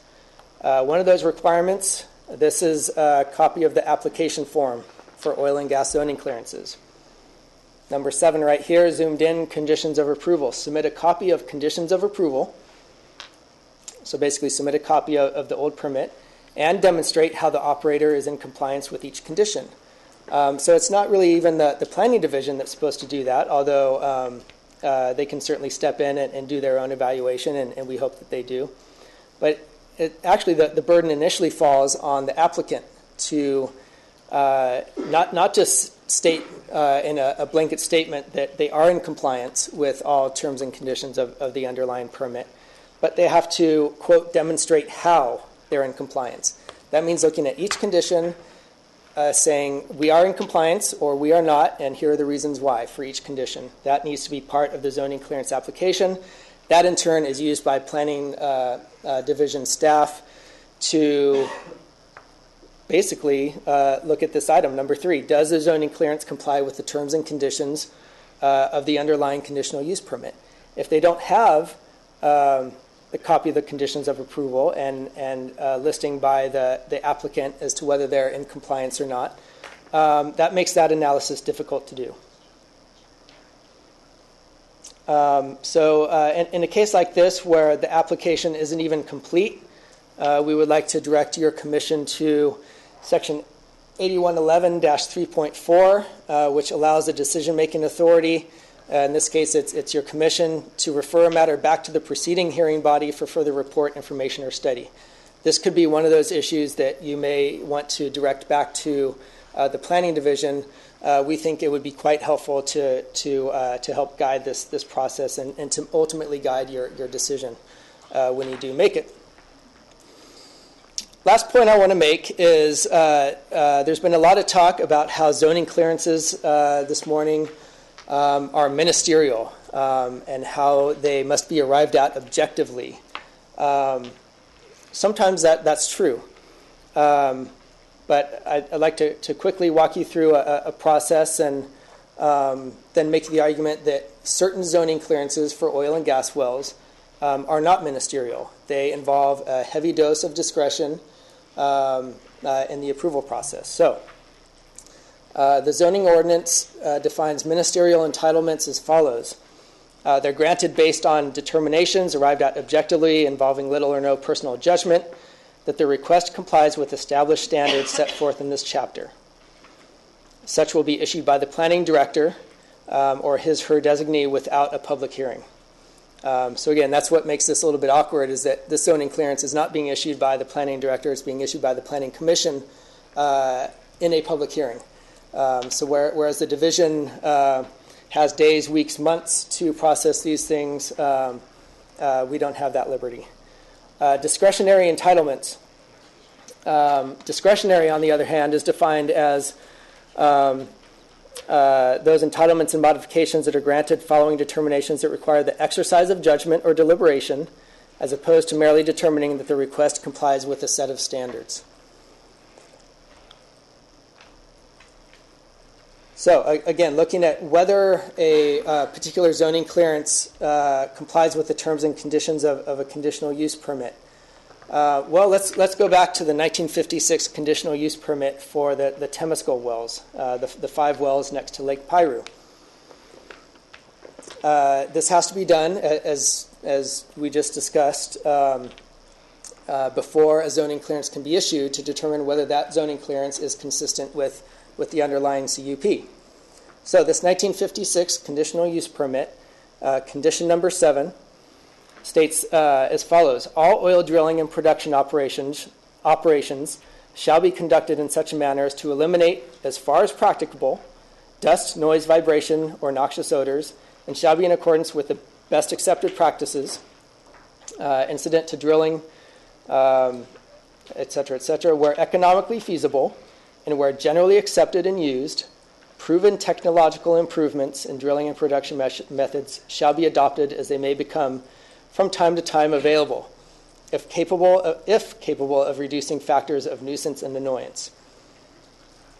So in going back, looking at this permit and determining whether these 2 wells are consistent with this permit condition, there is a lot of discretionary language in this particular permit condition. As far as practicable, best accepted practices, economically feasible, proven technological improvements.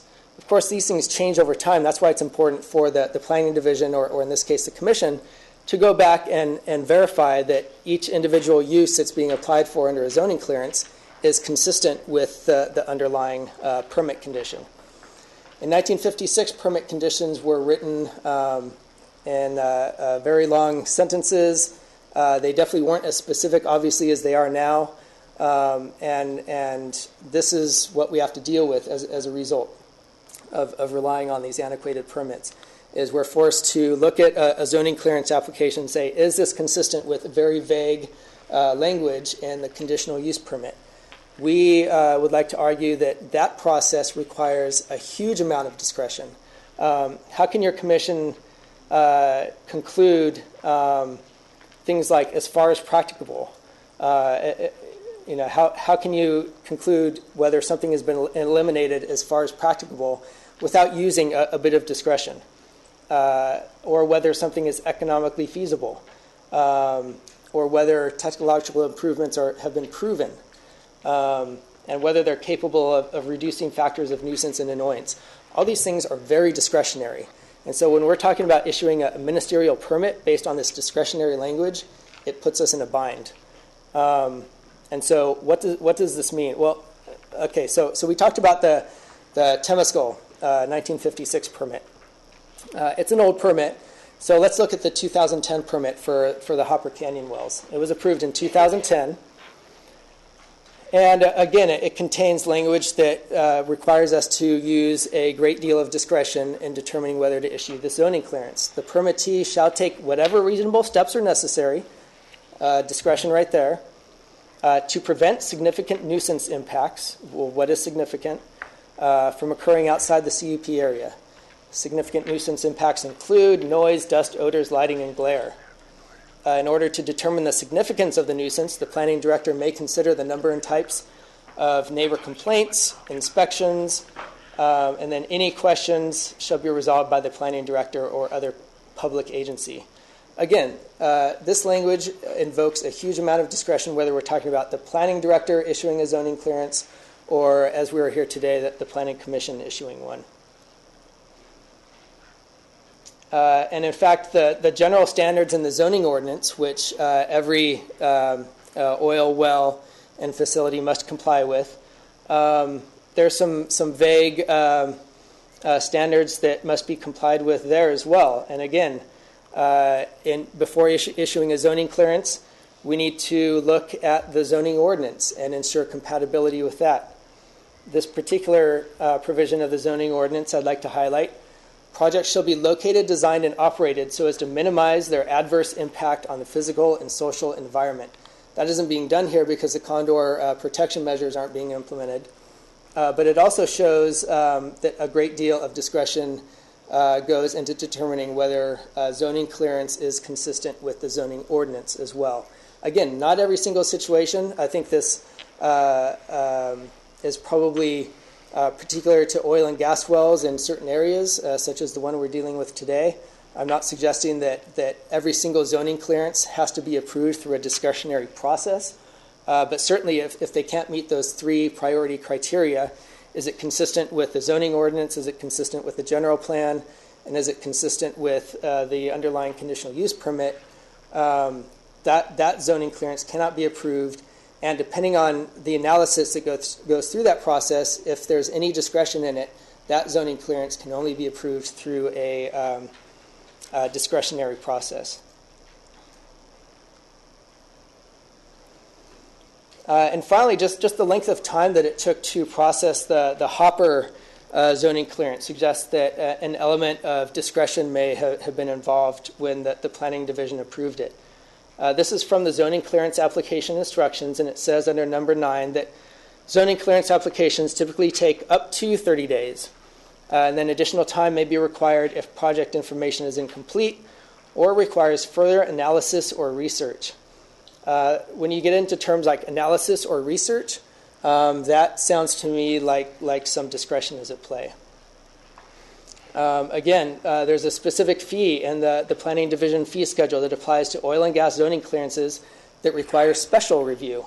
Again, special review, that terminology invokes a level of discretion. And so why is this important? Why does it matter whether a zoning clearance is discretionary or ministerial? It happens when you're taking a look at CEQA. CEQA does not apply to ministerial actions, and so under a ministerial zoning clearance, CEQA is not triggered. So that is why environmental impact reports or negative declarations don't have to be prepared before a negative declaration. Before a zoning clearance is issued, unless that zoning clearance, in issuing that zoning clearance, the decision maker uses discretion. And we're arguing that's what is occurring here. So how does CEQA define what ministerial is? It's a government decision involving little or no personal judgment by the public official as to the wisdom or manner of carrying out the project. Just look at something and say, okay, this oil well is consistent with the land use designation of open space. That's ministerial. CEQA is not triggered. But when you get into these issues of evaluating compliance with the zoning ordinance standards, particularly the ones I highlighted today, and the wishy-washy language of these permits, discretion is invoked. And then CEQA would apply. So the public official merely applies the law to the facts as presented, but uses no special discretion or judgment in reaching a decision. Used only the use of fixed standards or objective measurements, and the public official cannot use personal subjective judgment in deciding whether or how the project should be carried out. Common examples include car registration, dog licenses, and marriage licenses. So obviously we're not getting our dog licensed here today, but basically the point here is that there is enough discretion here.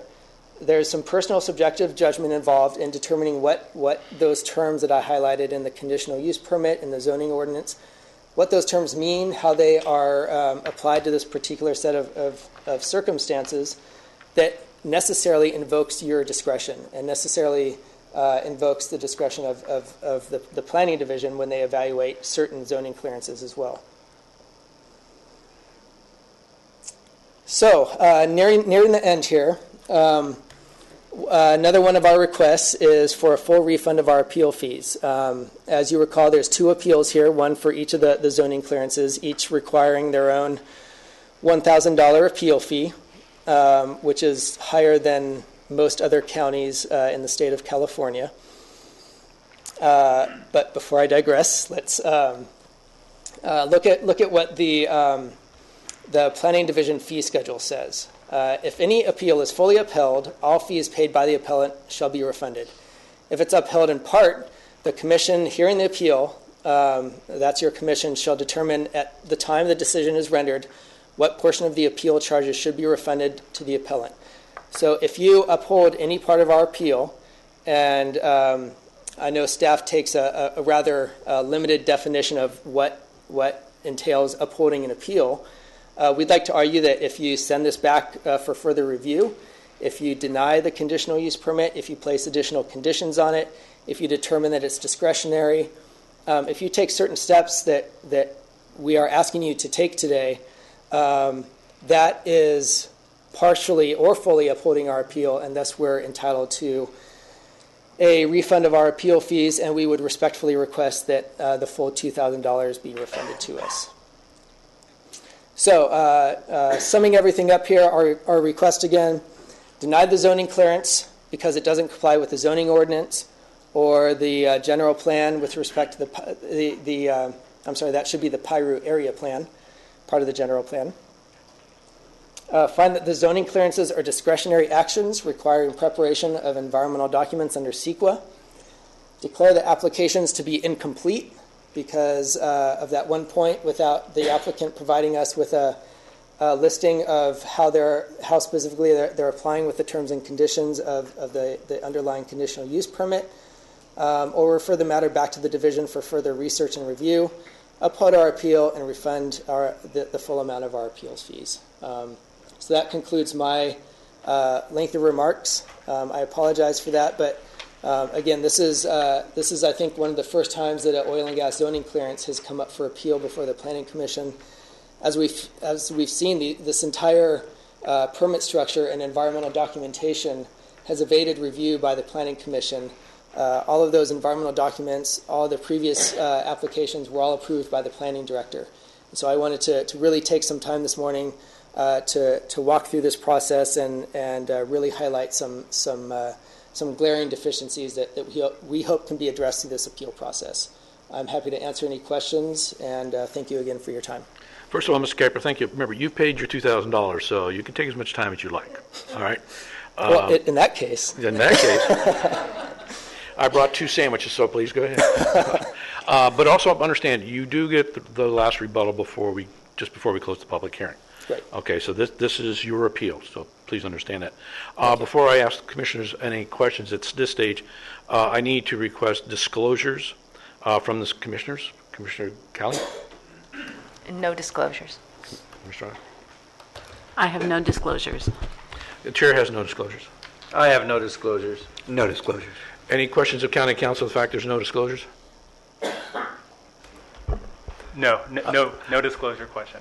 Okay. All right. Any questions of Mr. Kuiper? If not, what I'm going to do, since it was fairly lengthy and we're past our time, is to take a 10-minute recess, and then come back if you want to question him at that point in time. And then at that point, we will open the public hearing. Okay? That's exactly. Well, thank you. My learned colleague over here, if you are parked in parking lot G, it is a 3 hours. The 3 hours should be up approximately about 11:15. So if you need to move your vehicle, please do it now. Otherwise, we're in recess until 5 minutes after 11.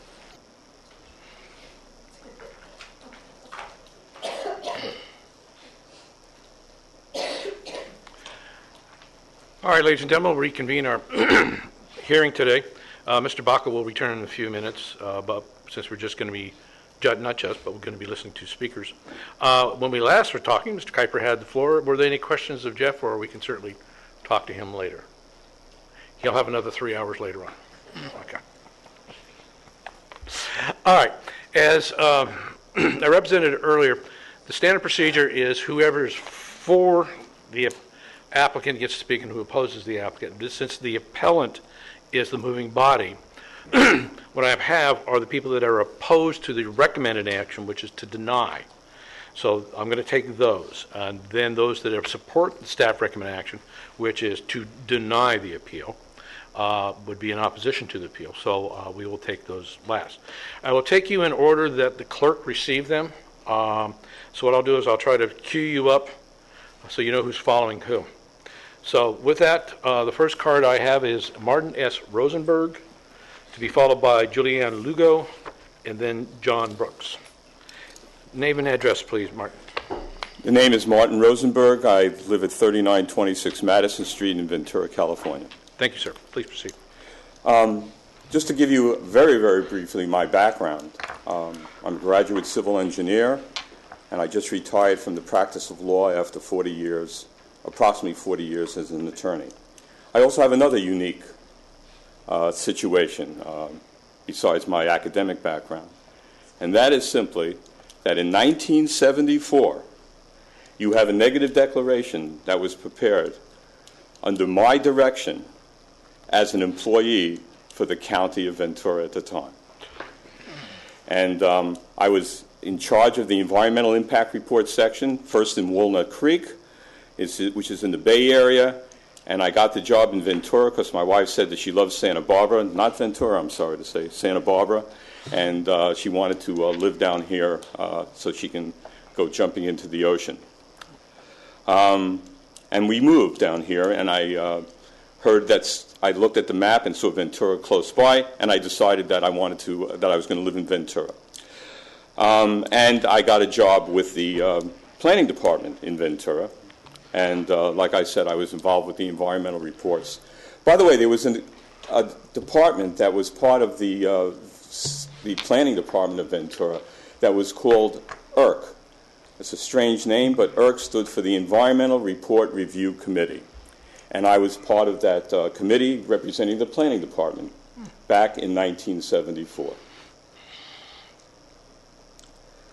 And I just wanted to, first of all, I can just state to you that interestingly enough, and this is one of the reasons that I'm here before you today, I do believe this is a discretionary project. In fact, I'm convinced it's a discretionary project because you were supposed to consider and exercise, you should consider and review the Planning Commission, the Planning Department's report.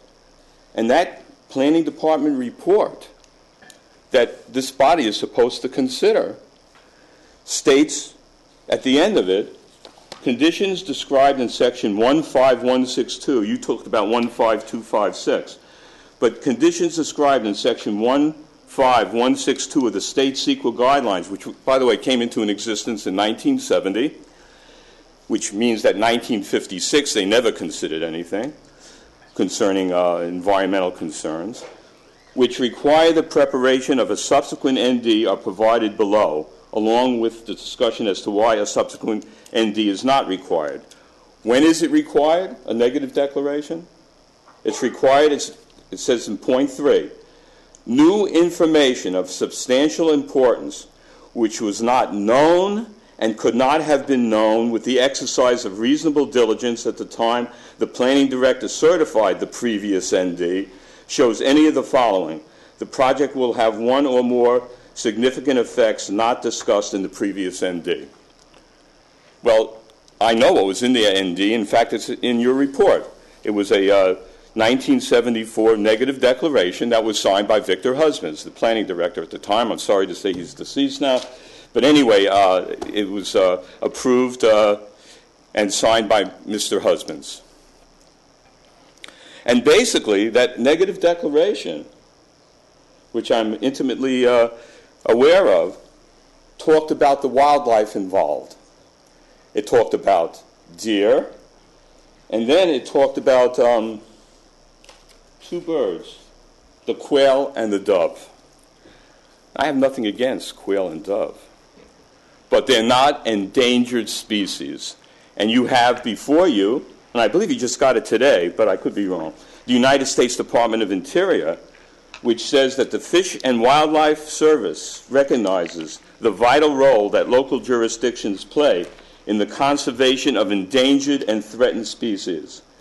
To assist in that process, we are enclosing a list of measures for you to consider, incorporating into your review process, which will help protect the California condor from the potential adverse effects of oil and gas projects. That's a lot of discretion that I believe you have now, considering that information that you just received, I believe, today. I know that I got it in my extra packet. It wasn't in the packet that I had for the staff report that I received before this hearing. And because it just mentioned a letter dated July 18th, 2013. And when I came here, I was very anxious to find out, did the commissioners have the opportunity to read and review that 2013 letter? Well, not from their staff report, but today you got an addendum, and it did include the United States Department of Interior letter. And gee, what they're saying is, you're supposed to consider an endangered species. That was never done. It wasn't done in 1974, and it wasn't done on any of those numerous dates. And how do I know it wasn't done in 1974? Because we only talked about the quail and the dove, not the California condor, and I'll be very candid with you. I had no clue about the danger of the California condor when I had that report, that negative declaration prepared. I was the supervisor. Actually, I didn't do it. There's an initial RV at the bottom of the negative declaration, and I even know who RV is. It's not recreational vehicles. RV stands for Ron Vogelbaum, who happened to have been the county planner that worked under me, and I reviewed his report. And who provided the information concerning the wildlife on the project? This is unheard of. When I worked for the city of Walnut Creek, we handled everything as planners in Walnut Creek. We got just general information from the applicant. The one that provided the information about the wildlife on the site was the applicant. That's like asking the fox to tell us about the chickens. No individual review of what wildlife existed out there was ever made when that 1974 negative declaration was looked at. As a matter of fact, if I knew when I was involved as a county planner, if I knew about the California condor, I knew there was, by the way, California condor had a real problem. There was less than 50 condors at the time, and I was aware of that as the environmental report review, but I had no clue that the sites that were involved for the oil drilling by the applicant was involving the California condor, not the quail and the dove. This is new information. You are supposed to review the staff report and exercise your discretion by considering, this is what the county planner just said, by considering and reviewing the staff report. Well, if you consider and review that staff report, you'll see that it says new information of substantial importance which was not known and could not have been known when the certified previous ND existed that wasn't done. And there is new information now concerning the California condor, an endangered species, and that should be considered. We know that even the brown pelican, which has nothing to do with this, was considered, and a lady named Rachel Carson in Silent Spring wrote a book about that. And now the brown pelican, and I'm sorry that I'm just basically rambling a little bit here, but the brown pelican, which was almost extinct because of DDT being used and the eggs not being able to be hatched because the female bird would break the shells because of DDT. Because DDT was outlawed, even though people could say, but it ruins agriculture, it ruins this, it ruins that. There are brown pelicans today, and my grandchildren are able to watch those pelicans dive into the Pacific Ocean in Ventura Beach, and they get excited every time they see it. And I'm delighted that my grandchildren have that opportunity. Because, you see, human beings need to have a little bit of break from what they do daily. And the environment and the outdoors. It's exciting to see a brown pelican dive to get fish, and it's exciting, I've only seen it once, to see a California condor with the biggest wingspan of any bird in North America, and I think it's the largest wingspan. It's an incredible, one of God's creatures, and we don't want it to die out because we recklessly and abuse our environment, because we're all part of that environment, and it's incredibly exciting to see the glide of a California condor. They're ugly birds, by the way, I'll tell you. No one's going to say that they're beauties, but it's still exciting to see them floating through the sky. And just like I get excited when my grandchildren tell me about the brown pelican, I'm excited about having still some California condors in the wild. And for that reason, this is a new issue. You have the discretion to consider the staff report. And for that reason, I say that whatever the Fish and Wildlife Service suggests in their July 18th, 2013 letter, the July 18th, 2013 letter, that you consider very seriously that, and it hasn't been ever considered before. And I was there in 1974 with the Planning Department of Ventura County. Thank you. Just a minute, Martin. Any questions of Martin? Martin, it's finally nice to have somebody older here than me. You're probably right. I just had my 70th birthday. Thank you. Congratulations, sir. All right, Julianne Lugo, followed by John Brooks. And following John will be, I think it's Rain Perry. I might be wrong. Julianne, name and address, please. My name is Julianne Lugo. I live at 461 River Street, Piru, California. Thank you. Good afternoon, Chair Wessner and the Planning Commission, Ms. Brohart. I am here as a resident of Piru and on behalf of the Piru Neighborhood Council. So the Piru Neighborhood Council asks that the Ventura Planning Commission respect its own general plan for the Piru area and call for a full environmental impact report on the opening of any new drilling operations in the Hopper Mountain area and the Temescal Ranch area, because we need to know the cumulative impacts that are not addressed in the zoning clearance and antiquated CUP records presented to you today. We know that the VC staff gave their approval to 5 new wells in our area the same week we appeared before the Planning Commission regarding the opening of 2 exploratory wells in the Modelo Canyon area. The planning director ruled for a ministerial decision to open the 5 additional wells in the same week. This was done as they argued there were no cumulative effects for opening Modelo Canyon without mentioning the 5 additional wells already being okayed. Therefore, you cannot say there will be no cumulative impact without a full EIR. Truck traffic has not adequately been addressed when we voiced our opposition to opening Modelo Canyon to oil development.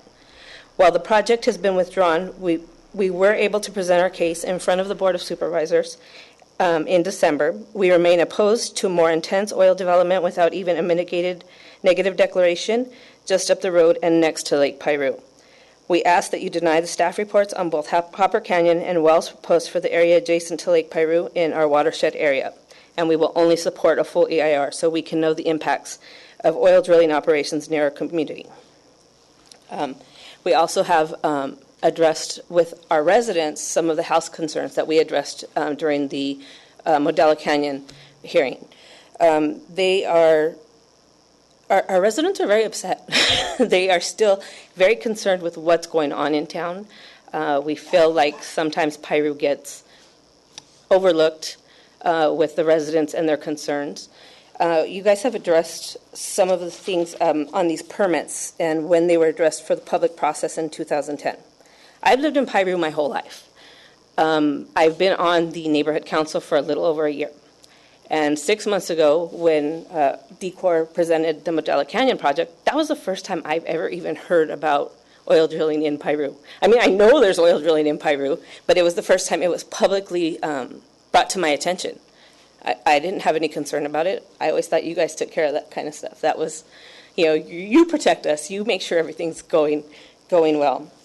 But as I started learning more and more about that situation, I started learning more and more about residents and illnesses that they were having. There were health issues regarding cancer. There's health issues regarding spontaneous miscarriage. There's health concerns regarding, I forget what it's called. Oh, it's the dust-related illness. Well, asthma, but the other one, valley fever. That's what it is. We have multiple residents that have valley fever, 2 that have died from valley fever. We've had multiple residences with different forms of cancer. Residents that are not related to each other with the same forms of cancer, living right next door to each other. So when we go back to these oil activities, to agriculture activities, our residents want to be more informed from the county as to what those risks are to their health, to their kids' health, to their parents.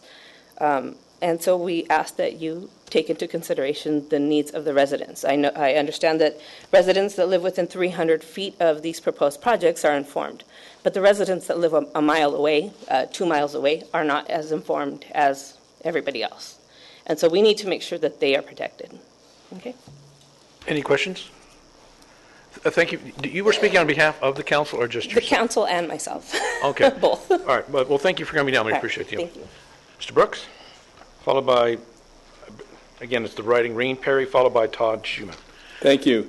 John, your name and address, please. My name is John Brooks. I live on Mountain View Street in Oakview, and I am president of Citizens for Responsible Oil and Gas, which is known as CFROG. It's a volunteer citizens group, and we're speaking today in support of the appeals by Los Padres Forest Watch. I just want to thank you, Commissioner Chairman Wesner, and say hello to Commissioner Kelly.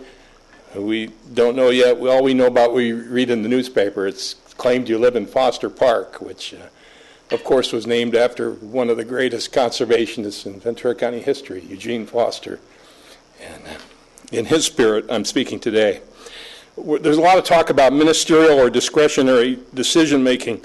Well, in 2008, Ventura County made a discretionary decision to actually begin CEQA review on the Temescal project. You probably don't know about that. We found in the record that there was a more than 30-page initial study biological assessment called an ISBA that was prepared and certified at that time.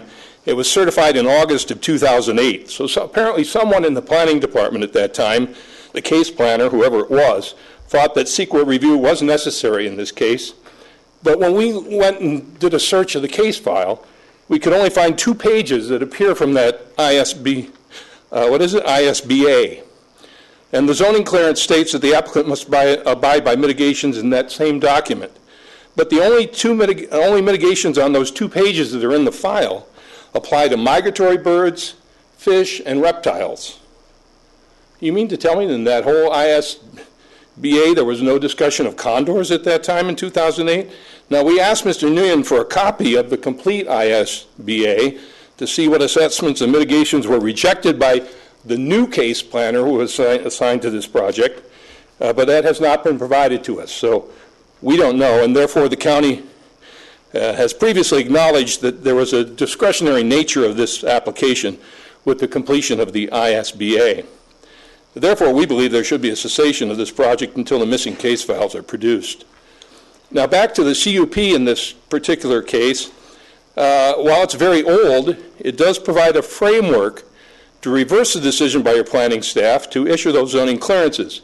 In 1956, COP 488 was issued, and the facts show that the claim by staff that those are ministerial decisions that require no CEQA review is incorrect, and it misses the intent of the original CUP conditions, if you read it, and I have. The correct view provides the planning commissioners with an opportunity to revisit an antiquated CUP, which was modified in error over many years and without proper analysis. Now, if you read the CUP, it was first written in 56 for a period to extend of less than 1 year. It permitted Tidewater Oil Company to drill only one exploratory well above Piru in a vague and overly broad description of land. Now, when that time period came to an end and Tidewater had not drilled, they went back to the board, asked for more time, and the permission to drill 5 more wells if the first well was successful. And in response to that request, the original CUP was modified to reword conditions 2 and 3 of the original CUP. And if you look at it, condition number 2 states that one well may be drilled at a location approximately 1,000 feet south of Santa Felicia Dam. Well, within the past 5 years, DECOR has been given zoning clearances to drill many wells south of Santa Felicia Dam. The closest well is 53, Temescal 50-3, was drilled last year approximately 1,000 to 1,200 feet south of the dam. Condition number 3 states the other wells may be drilled within limits for which this permit is issued subject only to the following conditions. That phrase, other wells, has been used to authorize dozens of wells for the past 58 years with no restrictions or environmental review except the otherwise conditioned 200-foot buffer for Piru Creek. That was not the intent of the 1959 Board of Supervisors by any stretch of the imagination. The Planning Department staff has taken the position that any CUP issued prior to CEQA's implementation in 1970 cannot be modified, changed, or otherwise conditioned. However, Condition 2 of that 1959 CUP can be interpreted to mean exactly what it says. One well may be drilled south of Santa Felicia Dam. Well, it's unlikely the supervisors were granted the CUP meant one well, and then as many more as you want. However, this is the false interpretation that the current planning department has. Therefore, citing CUP conditions 2 and 3, we urge you to refer the case back to the staff for further discretionary action under CEQA, since they've already taken considerable discretionary action previously. And I thank you very much for your time. Any questions of John? Thank you for coming, John. We appreciate it. Am I saying this right, Rain Perry? You are, and I'm used to it. Well, no, it's the writing, and I didn't put my glasses on. So. That's somebody else, right? Thank you. Ms. Perry, and then Todd Schuman, followed by Teresa. Before you speak, I didn't announce it, but we obviously de facto opened the public hearing. So. Okay, thank you, Chairman. Thank you, Commission. My name is Rain Perry. I live at 12486 Cesar Road in Upper Ojai, and I am a member of the Board of Directors of CFROG since we formed about 1.5 years ago. And in that capacity, I have really become aware of the challenges that Mr. Baca pointed out with addressing the special status enjoyed by the oil and gas industry in this county because of these antiquated CUPs. And the interpretation of the county's ability to affect them. Other counties have come to different conclusions, legal conclusions, and other courts have ruled differently, so it's not settled. It's not settled at this time. The CUP 488, which Mr. Kuiper referenced the language of, it's vague and it requires discretion, as he pointed out, but it does give a clear indication of the intent at the time. And so let's take another look at that language. That all oil drilling and production operations shall be conducted in such a manner as to eliminate, as far as practicable, dust, noise, vibration, or noxious odors, and shall be in accordance with the best accepted practices incident to drilling for and the production of oil, gas, and other hydrocarbon substances. Where economically feasible and where generally accepted and used, proven technological improvements in drilling and production methods shall be adopted as they become from time to time available, if capable of reducing factors of nuisance and annoyance. The condition of nuisance and annoyance, which in addition to the impact on condors, exists for the human residents of the area, the large oil trucks which roll down Main Street in Piru, carrying oil and waste fluids. Main Street in Piru is residential. Okay, there are a lot of houses along Main Street. This condition actually merits special attention in the Ventura County General Plan for Piru, the nuisance and annoyance condition. So the current best practices that did not exist in 1956 include the preference for pipelines instead of trucks. That's not addressed in this application. And avoiding the use of flaring. And regarding flaring, AB 32, the 2008 greenhouse gas emission law, requires lead agencies to quantify and plan to mitigate future greenhouse gas emissions, and that is not being considered under this approval. And as has been pointed out repeatedly, the cumulative effects of oil production in Piru has never been studied. So we urge you to send this for a full EIR, and until then, no drilling in Temescal oil field. Thank you. Any questions of Ms. Perry? Thank you. Certainly appreciate it. Todd Schuman, followed by Teresa Hannigan.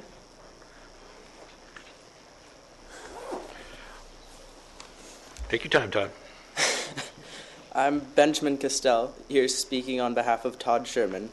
I am a Sea Frog supporter in support of the Los Padres Forest Watch appeals. There have been many problems with the prior wells drilled in Temescal Ranch area. These problems have been a bearing on the need for your planning staff to consider this a discretionary project, which requires further environmental review and mitigation as specified by CEQA. Temescal number 33 was drilled in the late 1950s, virtually in the middle of Piru Creek.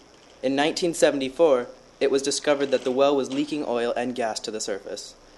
In 1975, gas was leaking to the surface according to a written comment in the well file.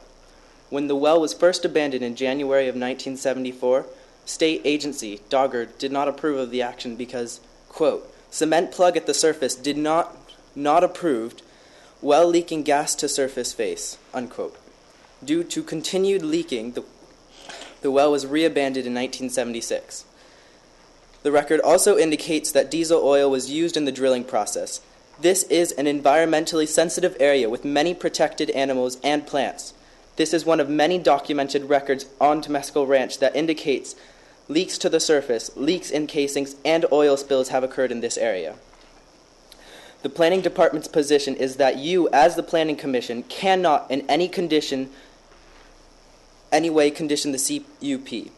This is a serious error. First, in the 1956 CUP envisions a time that the CUP will need to be reviewed and updated to meet the current drilling standards. The wording is crystal clear. Quote, proven technological improvements in drilling and production shall be adopted, unquote. In order to adopt a new proven technological improvement, the lead agency must review the proposed new development and make changes and recommendations. Since this is a type of action entails special discretion or subjective judgment, it cannot be legally considered ministerial. Okay, any questions? Benjamin? Benjamin, what's your last name? Castell. How do you spell that? Castel. Okay, Benjamin. And could you tell me? Commissioner, just since you spoke for Todd, I'm going to hand this back to the clerk, so when we're finished, Okay. just write your name on here for us. Thank you. Commissioner. And I'm curious, you don't have to answer, and I've asked this of other people, but how old are you? I'm 14. 14. Yeah. I cannot tell you how pleased we are that young people are taking an interest in their community, and I applaud you. Well, the grandson of the volunteer, of the friend, I thank you as well. Thank you, Benjamin. Certainly appreciate it, young man. Well, Teresa, you get to follow that. And then Helen Conley. Hi, I'm Teresa Hardigan from Oakview, California. I'm an RN for the last 30 years. And I do have kind of a prepared statement here, but it's sort of repetitive of what a lot of people have already said. Obviously, there are health and safety concerns with oil drilling that have not been addressed in the 1956 CUP. I think that if, as a nurse, I think about that, and I think if I didn't apply new science to my profession, you all would not be very happy with your medical care today. in saying that in the language, I guess, of the current CUP, the only thing we have to work with in relation to health and safety are the words nuisance and annoyance. And as Julia brought up, the community of Piru has concerns about their health and I don't know, I guess would say it's a nuisance and annoyance to have dust and increased asthma and increased cancer rates. These things just need to be looked at. And that is all that we're asking, is that you look at the environmental impacts that these new oil and gas developments have to the community. And that's really all I have to say. Thank you very much. Any questions for Teresa? Again, thank you for your testimony. Helen, and then the last speaker supporting the appeal will be Michelle Buckman. Welcome, Helen. Good morning, Commissioners. Thank you very much for this opportunity. And I think this hearing is unusual and provides you all with an opportunity to re-examine these issues. I'm going to speak on behalf of CFROG. I'm a member of their board of directors. I'm also fully in support of Los Padres Forest Watch appeal here before you today. And I am just going to address one of the problems in the antiquated CUP on 488. That's the Temescal Ranch.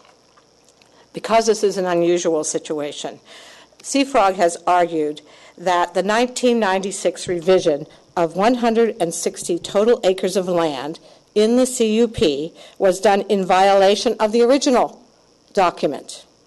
It represents, obviously, a major modification of the CUP, therefore is a discretionary action.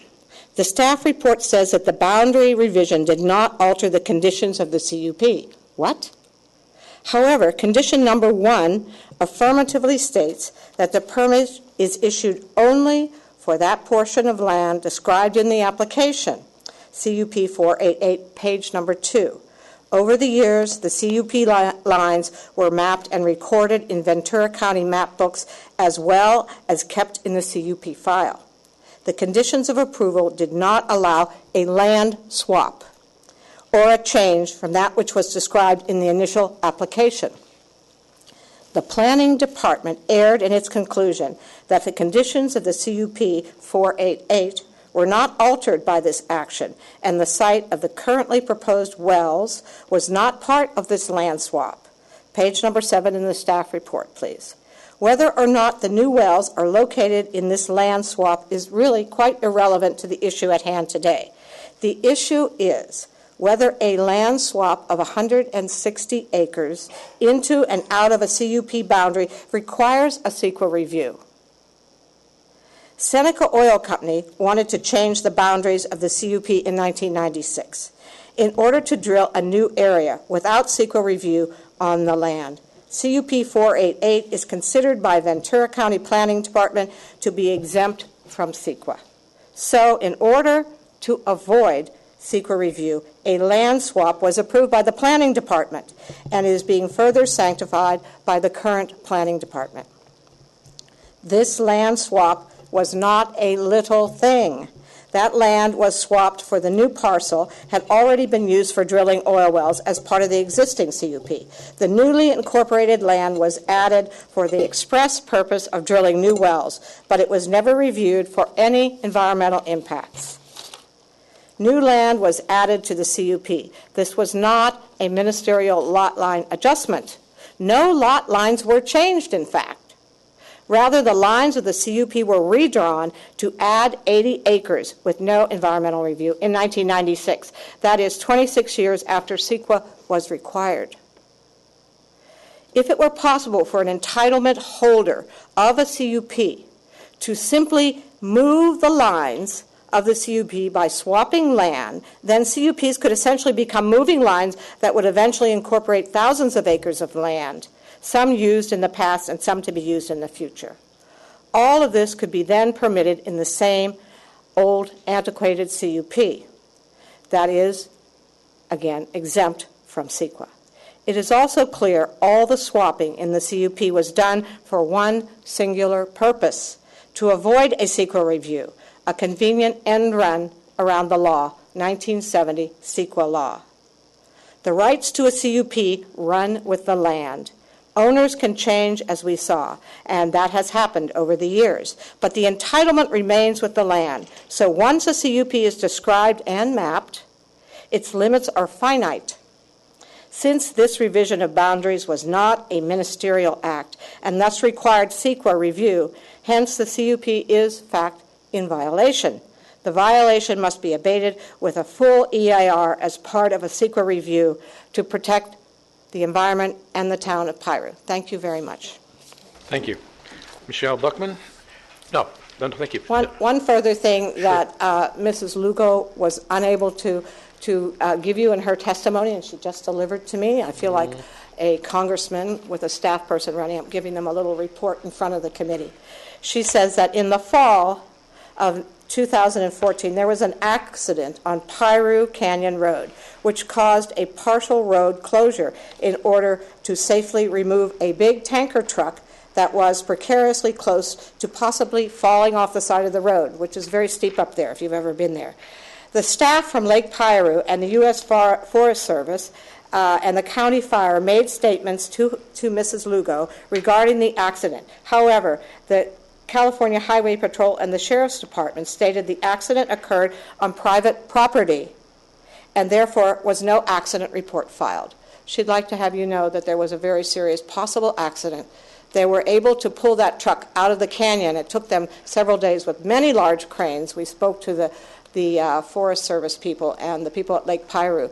So there is some danger up there that needs to be considered, particularly with traffic, which is one of the concerns the Piru residents brought up. Thank you very much. Thank you, Michelle Buckman. And then I have two cards to support the recommended action, which says that they're against the appeal.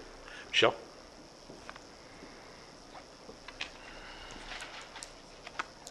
I'm Michelle Buckman from 608 Del Norte in Ojai. Thank you for having me here.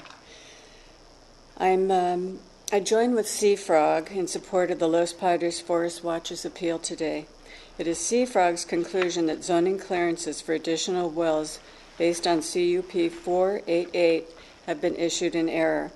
They clearly meet the CEQA definition for discretionary decision-making, not ministerial action. Therefore, the wells now in question are subject to environmental review under CEQA. It is clear from the well records that serious environmental damage has taken place over the years without consequence.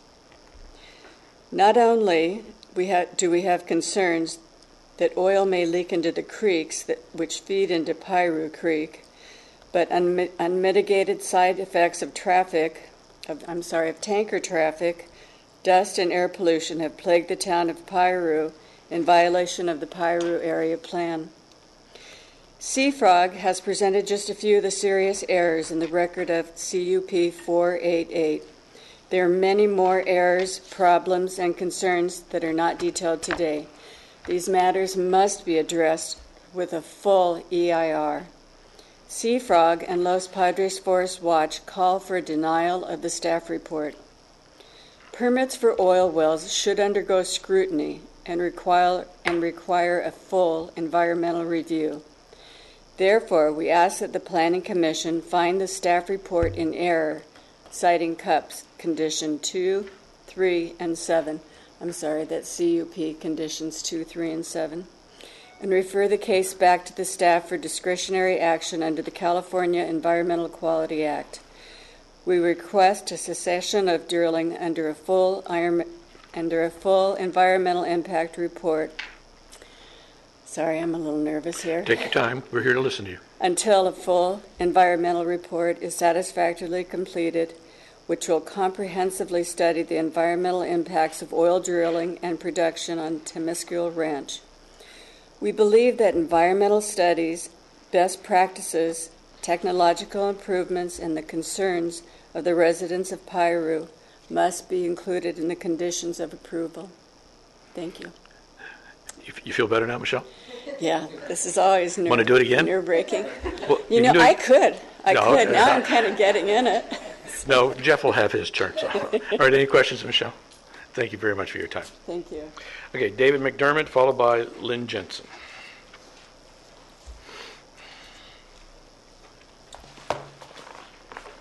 Mr. Chair, members of the Planning Commission, Ms. Prilhart, staff, and guests, my name is David McDermott. I'm the senior attorney for DCOR.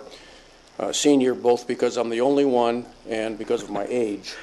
But I'm here today to support the recommendation of staff, and that is to deny the appeal and to issue the permit, because DCOR, as an oil and gas exploration company, would like to continue to do business that we're lawfully entitled to do. It's interesting what was said today by Mr. Kuiper and by all the folks up here.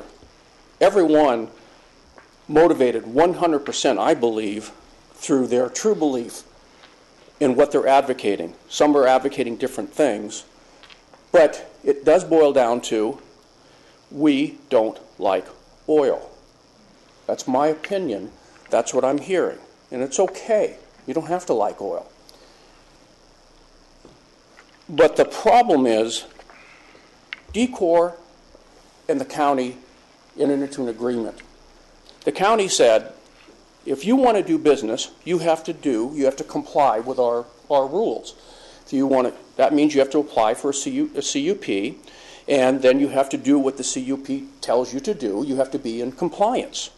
And there's going to be a lot of people watching you while you do your work, both at Hopper and at Temescal. And we do our job very well. And I got to talk about process for a second, because process is real important here. As an aside, I referee basketball.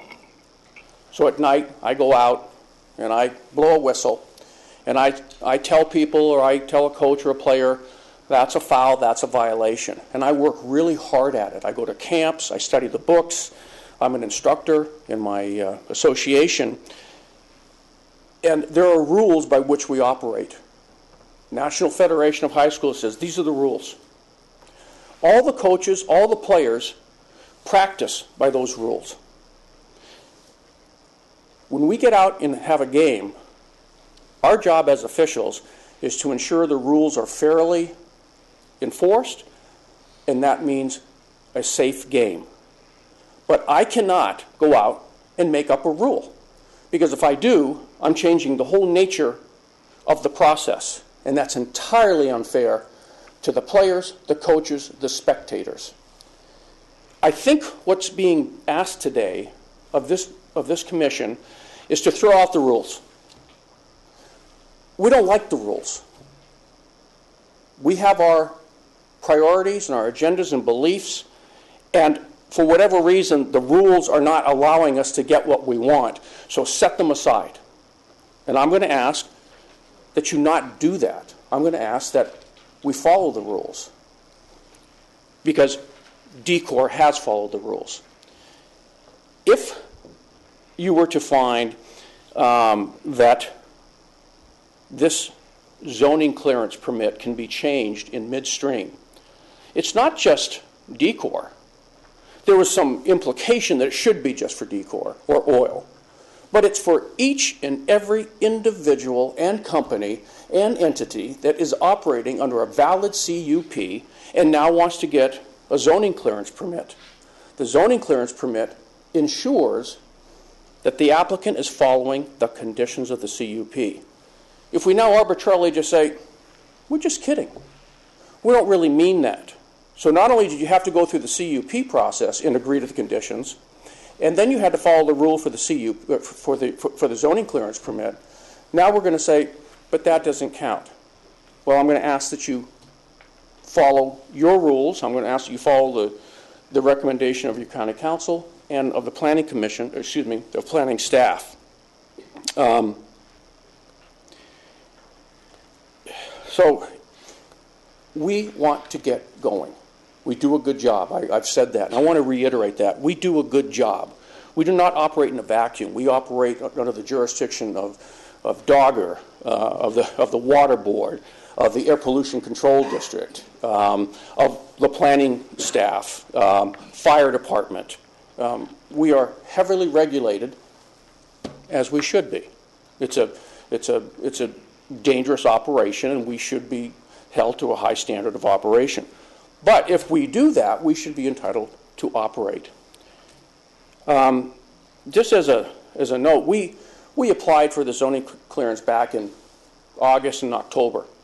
And this is, I think, one of the first few times, or in the recent history, that there's been an appeal of a zoning clearance permit.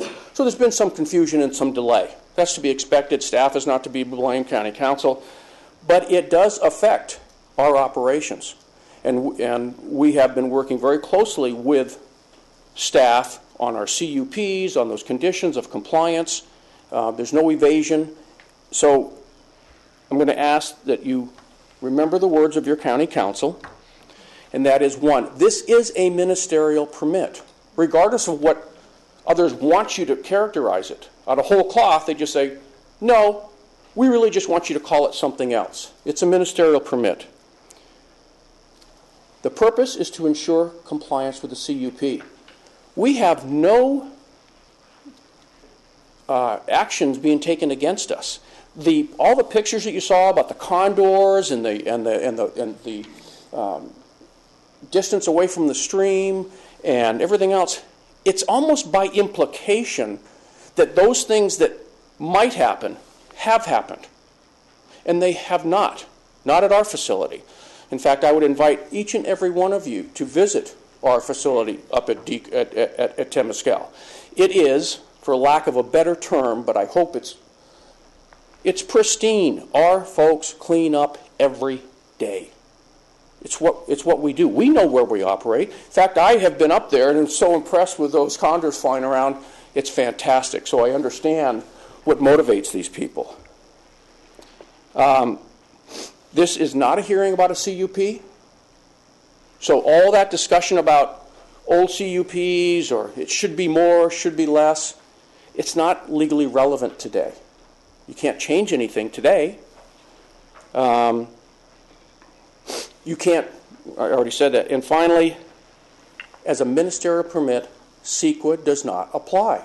CEQA applies when you do the CUP, so that's when it applies, or if we go back to change something. But it's not what is done today. So please, if you would, I would ask that you deny the appeal and let DECOR do what it does best. It drills for oil and gas, and it does so in a very safe and efficient way. Thank you very much. Any questions of senior counsel? I was here the last time and you had a question. She's a brilliant You're a good woman. questioner. Yes, she is. Commissioner Dukas. Okay. I don't mean to be disrespectful or facetious, but do you like condors? Oh, yeah. Okay, so do I. Yeah. And I'm just wondering if it's possible for some of the suggestions from the Fish and Wildlife Service, which ones have already been implemented on a voluntary basis rather than a condition of approval? I can't give you a list, but I can tell you I have talked to our president, Andrew Prestridge, and talking about the condors, and we had another application before you. It had to do with the Williams property, but a lot of the identical issues were raised then. But we do condor protection activities up there. When I said it's pristine, I'm not making that up. I have been there. Our operations people are vigilant about putting things away, picking up. In fact, I was up there with one of our analysts, and she saw a bottle cap. She picked it up, and away it goes in the trash. So I think we do an excellent job. If you want, I can get you like a specific list of what we do, but I do know that we adhere to the condor protections at our facility. Would there be a possibility, or would you object to voluntarily doing things like installing those daddy long legs where appropriate to keep condors from lighting on pumping jacks? Not today, I would not. This is something that would have to be so good. Our operations folks have to be the lead on this. I mean, today, I can listen, I can take it back to our folks, but I would not want to commit in any way to change how we do business when I think we do business very well. Now, if folks such as yourself or planning or something says, hey, can you do this better? We're totally open to that. I'm just wondering, okay, if not the daddy long legs, so what about the signage? I noticed in the pictures it looked pretty ship-shape, but I didn't notice signage about picking up micro trash. You know, I'm not sure. I'm almost positive that there is a sign out there at both Temescal and Hopper. I'm virtually certain. Okay. And then also, there was a document, I think it was Mr. Kuiper, that said that that the applicant should have provided proving that you complied with all, and somebody said that it was missing. It was not missing. It was, in fact, there was a specific inquiry by Mr. Hayen who wanted to know about our conditions, and I went through each and every condition and said that we are in compliance. It was suggested by Mr. Kuiper that what I should have said is, we're in compliance because here's how we're in compliance. And that would be like saying, in my opinion, are you wearing a suit today? And I'd say, yes, I am. And you said, well, give me the reasons why you know you're wearing a suit. It wasn't part of that process. So getting a zoning clearance permit process has not meant to us in the past going back and proving again that we're already in compliance. Part of it is, we're subject to inspections, we're subject to people coming on our property and looking about what's going on, and if something's out of whack, we're told. So, okay, but to your knowledge, the conditions of approval and your statement that it's been met is in the file? Because that was one of the things that I took yes, note. I specifically remember in applying for the zoning clearance permits, that question being asked of me, and either being in a letter or more than likely an email. And what about this ISBA from 2008? Do you know anything about that? ISBA 2008. Do you know anything about that? No. We had testimony saying that there was some kind of biological assessment of the area. Do you know anything about that? I think that's probably a question of staff. I think what the representation was that staff had done it. And yeah. not the applicant. I don't know that. I can find out. Okay. And I assume that's at Temescal? I forget how that... Well, we're not sure. That's part of the questions. Yeah. I was going to do a follow-up with staff on that particular issue. Okay, and last, we're invited to visit Temescal. Are we invited to visit Hopper as well? Oh, sure. Okay, thank you. Any other questions, Commissioner? That's it. Any other questions, Mr. McDermott? Just a comment. Mr. McDermott's, I love your analogy of our duty today and your off-timed responsibilities as a high school referee, and I applaud you for that because thank you. Those types of things have to occur. But I also brought to mind that you're dealing with rules, and rules have evolved over time, and even applying the existing rules, the analogy of let them play or call it tight to keep control of the game, still referring to the rules. So I guess in that regard, there is some discretion on the part of the referee. That's absolutely true, and they always say, why don't you call it both ways? That's a foul, that's not a foul. Yes, there is discretion. I found that interesting in your analogy of your argument today. That's all I had to say. Okay. Thank you. You weren't one of those parents that talked to the referees, were you, Rick? No, I didn't think so. Talk is probably not the right word. Well, we have to be polite here. Thank you, Mr. McDermott. Lynn is the last, and then Mr. Kuiper, you're up. I know there were some comments from staff. I'd like to save that until we get through the process. Ms. Jensen, name and address, please. Thank you. I'm Lynn Jensen with Ventura County CoLab. Our address is 1672 Donlin Street in Ventura, and I do want to welcome Karen Kelly as a new planning commissioner and appreciate that you would step up to do this very difficult job. So I wanted to just summarize a little bit about what I heard today in terms of the appeal and actually bring some attention to the staff report, quoting some of the staff report. Related to the first of the zone clearances, the two new wells, The 2010 CUP in Hopper Canyon Field that authorizes the 10 new wells had a full CEQA process analyzing impacts. They did a negative declaration, which was not appealed during the appeal period, and it's not under review here today. The 2 proposed wells in the zone clearance, according to staff, meet the requirements of the CUP, and the CUP itself cannot be modified or revoked as part of the consideration of the ministerial zoning clearance. On the second item related to the 1956 CUP authorizing wells in Temescal oil field, again, the CUP that was issued in September by the planning director for 5 new wells meets the requirement of the CUP. The problems that are talked about and identified with the CUP today do not represent the number of permits or agencies that the oil industry must comply with. And it doesn't even talk to the level of technology that's required in the use by these operators. So just because the CUP is antiquated does not mean that the operations today that those guys are using are from 1956. They're under all of these other agencies' review.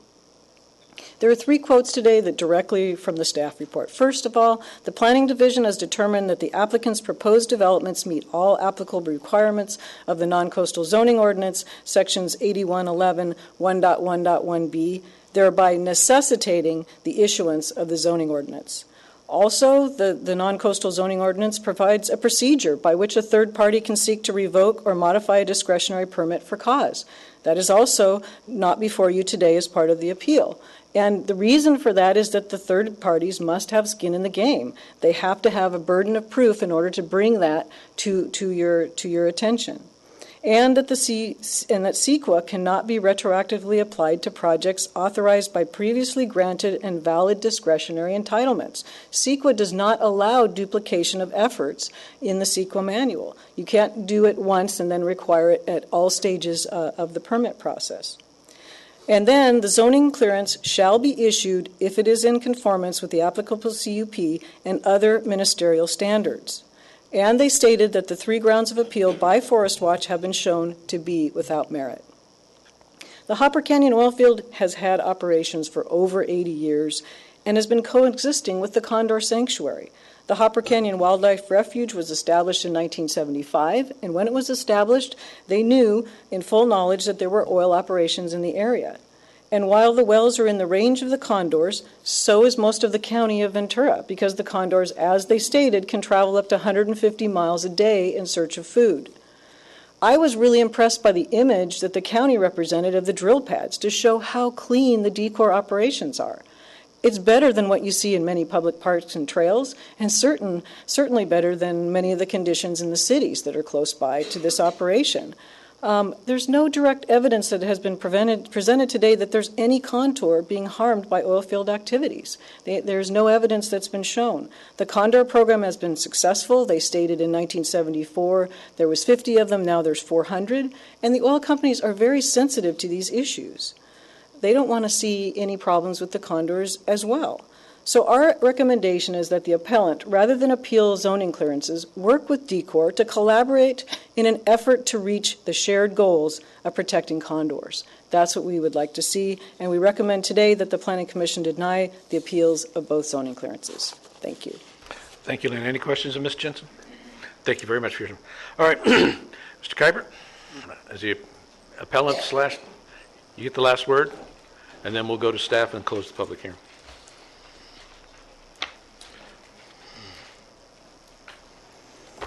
Thank you again, Commissioners, for your time this morning.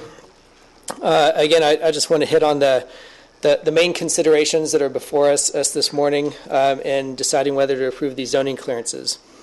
Before I do so, I do want to emphasize that I personally like oil. I used it to get here this morning. Saying that we don't like oil is kind of like us coming up here and saying oil companies don't like condors. Neither are true. I think the oil industry tries to do a good job of coexisting with condors, but there are certain standards that need to be put in place to make sure that their operations are consistent with state and federal law that requires condors to be protected and recovered from the brink of extinction. So it's not an issue about who likes oil, who doesn't. We're really just faced here this morning with the decision of can we issue these zoning clearances under the applicable guidelines. The first consideration we have is the application complete. I presented some evidence that no, it's not complete because the applicant failed to submit the list of how they're complying with each condition of their permit.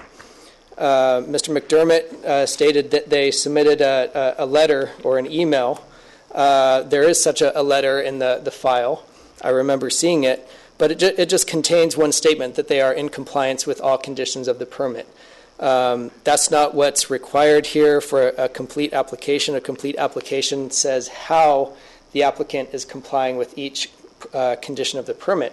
That's important because conditions change over time, and it's important for the applicant to lay the case before the division, or in this case before the commission, as to why they believe they're in compliance with the permit. The second issue is, once we do have a complete application, is the zoning clearance consistent with the zoning ordinance? We have inconsistencies with the setback requirements. There's a question as to whether it's even compliant with the actual numerical setback requirement, but also as to whether the certain findings were made in terms of encroaching into that setback, and whether it would result in significant impacts or impair flood control, as well as approval by the county biologist.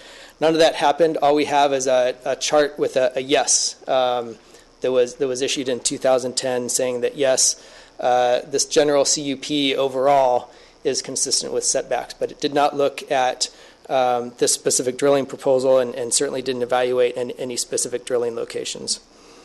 The spill report, we don't have a spill report submitted on file. At least one wasn't in the file when I inspected it. The planning division is arguing that these consistency determinations with the zoning ordinance and with the general plan were already made in 2010. I agree, but what the zoning clearance process requires is to go back and say, okay, is this proposed use consistent with the zoning, consistent with the conditional use permit, whether it was approved last year or in 2010 or in 1956. Each time a zoning clearance is applied for, that evaluation of compliance needs to occur. That's why zoning clearances are issued in the first place, to determine whether that particular request being asked for today is consistent with prior decisions and prior policies. Consistency with the general plan. There's no minimization of impacts to condors. There's been no effort to address the issue of blanket permits, even though that has been on the books for 30 years. And there certainly hasn't been any effort on the part of the division to incorporate any of the condor protection measures into the conditional use permit and update it through the various mechanisms that they have the authority to do so. Staff says that zoning is consistent, but that doesn't address the specific policies and goals. Yes, we agree that oil drilling is consistent in this particular land use zone, but the general plan has specific policies and programs that also need to be checked for compliance. Consistency with the conditional use permit. That's the final consideration before us. We don't know. We don't have any statement other than a conclusory one from the applicant saying that they're in compliance. I suppose we're all just supposed to believe that, but I think this whole process, and particularly the condors, deserve more than that. We need to see how the oil company is in compliance with the terms and conditions of the permit. The county hasn't even performed a condition compliance review in several years for these permits. That would help guide the discussion here as well. So finally, the point here is that not every zoning clearance is ministerial. Not every zoning clearance is discretionary. It's really determined. That is determined on a case-by-case basis. Here, when you have so much discretion and so much to decide that is not objective, we argue that the commission is faced with a discretionary decision that triggers CEQA. Not every oil zoning clearance will trigger CEQA, but in this case, given the language of the permit conditions, the language of the zoning clearance, there are certain discretionary decisions that you need to make today before issuing the zoning clearance that can't be made without invoking that discretion. The other concern here is the excruciatingly dismal record of CEQA review for both the Hopper and the Temescal areas. And again, no condor measures have been put into place. There's been a total of 6 pages of environmental review. That just doesn't cut it, especially when we're dealing with endangered species that's so critically endangered as the California condor is. And this issue is going to come up again and again and again. These are not the only 2 conditional use permits that are within condor habitat. There's at least a dozen of them. And the public just doesn't have the resources or the funds or the expertise necessary to come in here, file a permit modification application for each one, plunk down a $2,500 deposit for each one, and get billed $150 an hour for staff's time to evaluate each permit application. That burden should fall on squarely on the planning division. They've received the letter just about 2 years ago from the Fish and Wildlife Service saying these are the steps you guys need to take to make sure that the oil drilling you approve within your jurisdiction is consistent with state and federal laws designed to protect condors.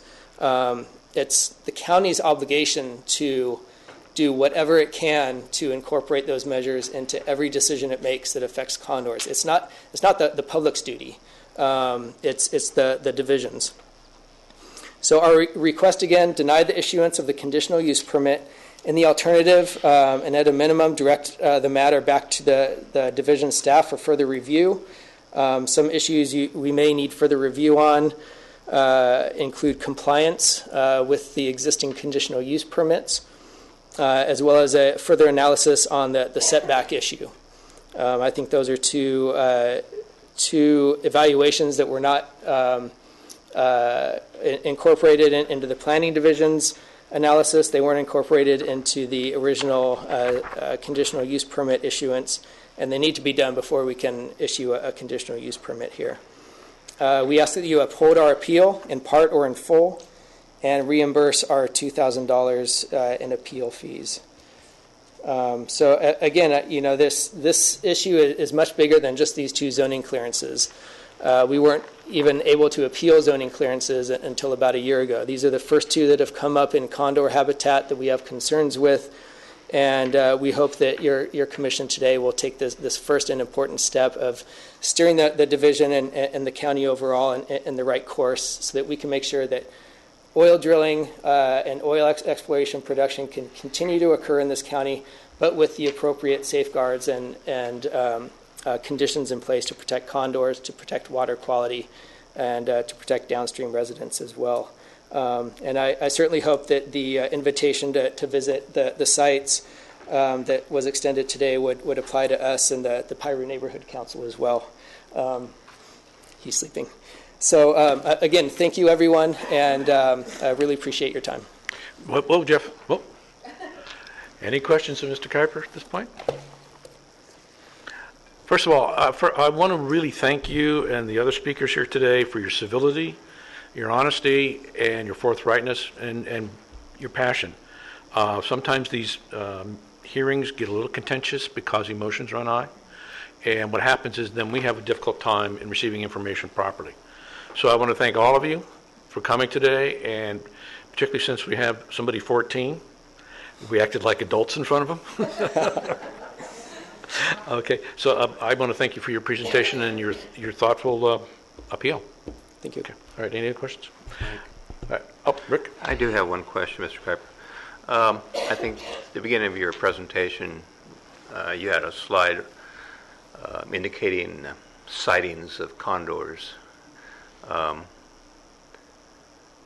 That seemed to me that was obviously a cumulative type of presentation over a fairly wide area. What was the timeline on that accumulation of data that you presented on that slide? You have any idea? The maps I showed today were just condor sightings from 2014. That So slide it represents 1 year of that data. slide with all the dots and stuff on One it, year of data. Yep. was 1 year, 1914, or 2014? 2014, yeah. And how many birds did that represent? You said you have transmitters on how many birds? Oh, I don't know the exact number. It would definitely be in the dozens. As I said, the Hopper Mountain Wildlife Refuge is a hub of the condor recovery program. There's several nests in the area, including one within the 1.5 mile buffer of the drill site. So dozens is the best number I can give you at this point. Whether it's not all 116 condors in California, but it certainly would be dozens of condors. And these are all just electronic sightings, or are these visual sightings? They're all electronic sightings. Yep. Yeah. Each condor. I shouldn't say each condor. Many condors have a GPS transmitter connected to their wings that transmits this data back to Fish and Wildlife Service on a daily and a somewhat more periodic basis, so that they can track the movements of condors. They know if a blip stops for several days. But that's what this represents, and, correct? And that's what this data is. For the affected area we're talking about. Exactly. And you can see, depending on where you're talking about, especially south of Highway 126, there's some condor activity, not a lot. The entire county of Ventura occasionally may have a condor fly over Camarillo or Simi Valley, but really the main concentration, the most heavily used area with condors is the area right around the refuge, inside the national forest boundary, and then further out around Lake Piru, and then out into Kern County as well. So that's the area that we're most concerned about. We're not talking about imposing these condor mitigation measures on every single oil well in the county, but there's certainly some where it's more appropriate than others. And that's the Temescal site? Correct. Okay. Which is 2 miles from the lake, you said, or 4 miles from Piru. No, it's 1.5 miles from I thought I saw a slide that represented, maybe it was a staff slide. That was It was a slide. That was okay, Hopper. that's what it was. Okay, thank you. Thank you. Hey, thank you, Jeff. We appreciate your time, sir. Thank you. Okay, thanks again. All right.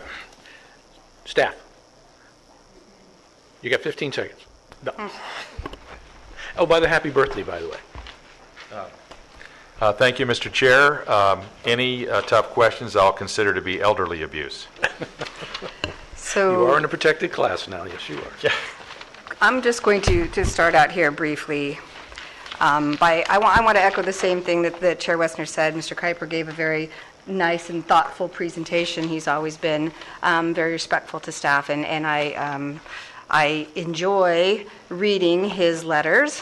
And I think that maybe what I can see happening today is maybe I need to reach out and do a better job at really describing what our ordinances say, because although you can pick and choose and put them up like that, when you really put them together, which is what we'll do for you now, they really don't say what he believes that they say. So I'm going to make that case to you, and our staff is going to make that case to you.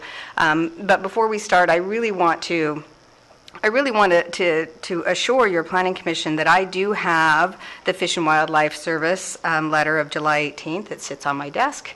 It has all of their mitigation measures that they believe that they're recommending would be helpful for the California condor. And when we have a discretionary permit in front of us, I think that you've seen we've applied all of these conditions to them. So when we have the opportunity to do so, we do. Mr. Kuiper is not the only entity in Los Padres Forest Watch that cares about the California condor. The Planning Division also very much cares about this bird and watch it very, very carefully in our review of all oil and gas permits or any permits in that jurisdiction. We've had permits before us before that were just going to be a recommendation for denial because we could see that they would have an issue with the California condor, like a giant windmill that we had several years ago, a propeller, right? So we're carefully watching this. So I don't want to leave either the audience or our planning commissioners with the perception that I don't have this letter, that we're not very well aware of it.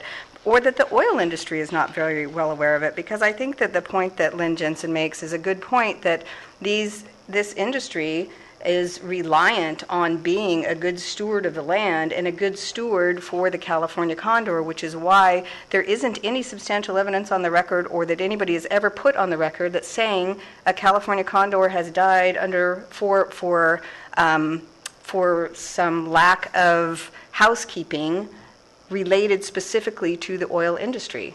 So there's other reasons. I think the last time Mr. Kuiper came, there was a death of a condor, but it was due to somebody leaving, I believe, a rope up from a rock climber. So we've had this conversation before about how there isn't anything directly there. And I do want to just point your attention to a lot of the things that there are. So in this letter, 22, 23, measures that the Department of Interior, Fish and Wildlife Services believes that the county could be and should be doing. And I believe that most of these on a whole, the industry is doing. There's some things like no feeding of wildlife will be permitted. Firearms will be prohibited. Well pads will be inspected closely for microtrash. Informational signs describing the threat that microtrash poses to condor and the cleanup or avoidance measures will be posted at the site. It is posted at the site. So if you read through these carefully, a lot of these are just housekeeping issues that the industry is already doing, and simply because we didn't have the opportunity through a ministerial permit to say all 23 of these things are applying to you doesn't mean that they're not happening out there. And when we do have the opportunity through a discretionary permit, we are adding them. So I just want to be careful that we are that there is knowledge that we're carefully looking at the letter, working with the Fish and Wildlife constantly on any issue that involves the California condor or any protected species under the Protected Species Act. So I want to just start there, and then I think Brian has rebuttals. I didn't hear anything today that we don't have a response to or that we haven't already responded to in the letters and the memos that we provided to you yesterday and today. And then if you have any further issues on legal issues that you'd like to talk about with our county council on really what is our authority under discretionary and ministerial, and more importantly, how can we or can we not reach back into old permits and apply CEQA to them? I think that's a really good discussion that maybe I'll ask Jeff to frame up for you somewhere in our rebuttal. Mr. Chair and members of the commission, I do want to echo that I do appreciate a mature public hearing where we all didn't embarrass ourselves in front of a teenager, and I thank Mr. Brooks and Mr. Kuiper, and I will try to be equally mature at my advanced age. I want to add some comments to what Director Prilhart said about the July 18, 2013 letter from the U.S. Fish and Wildlife Service. The letter includes a series of recommended mitigation measures or best management practices to minimize any potential threat to the California condor.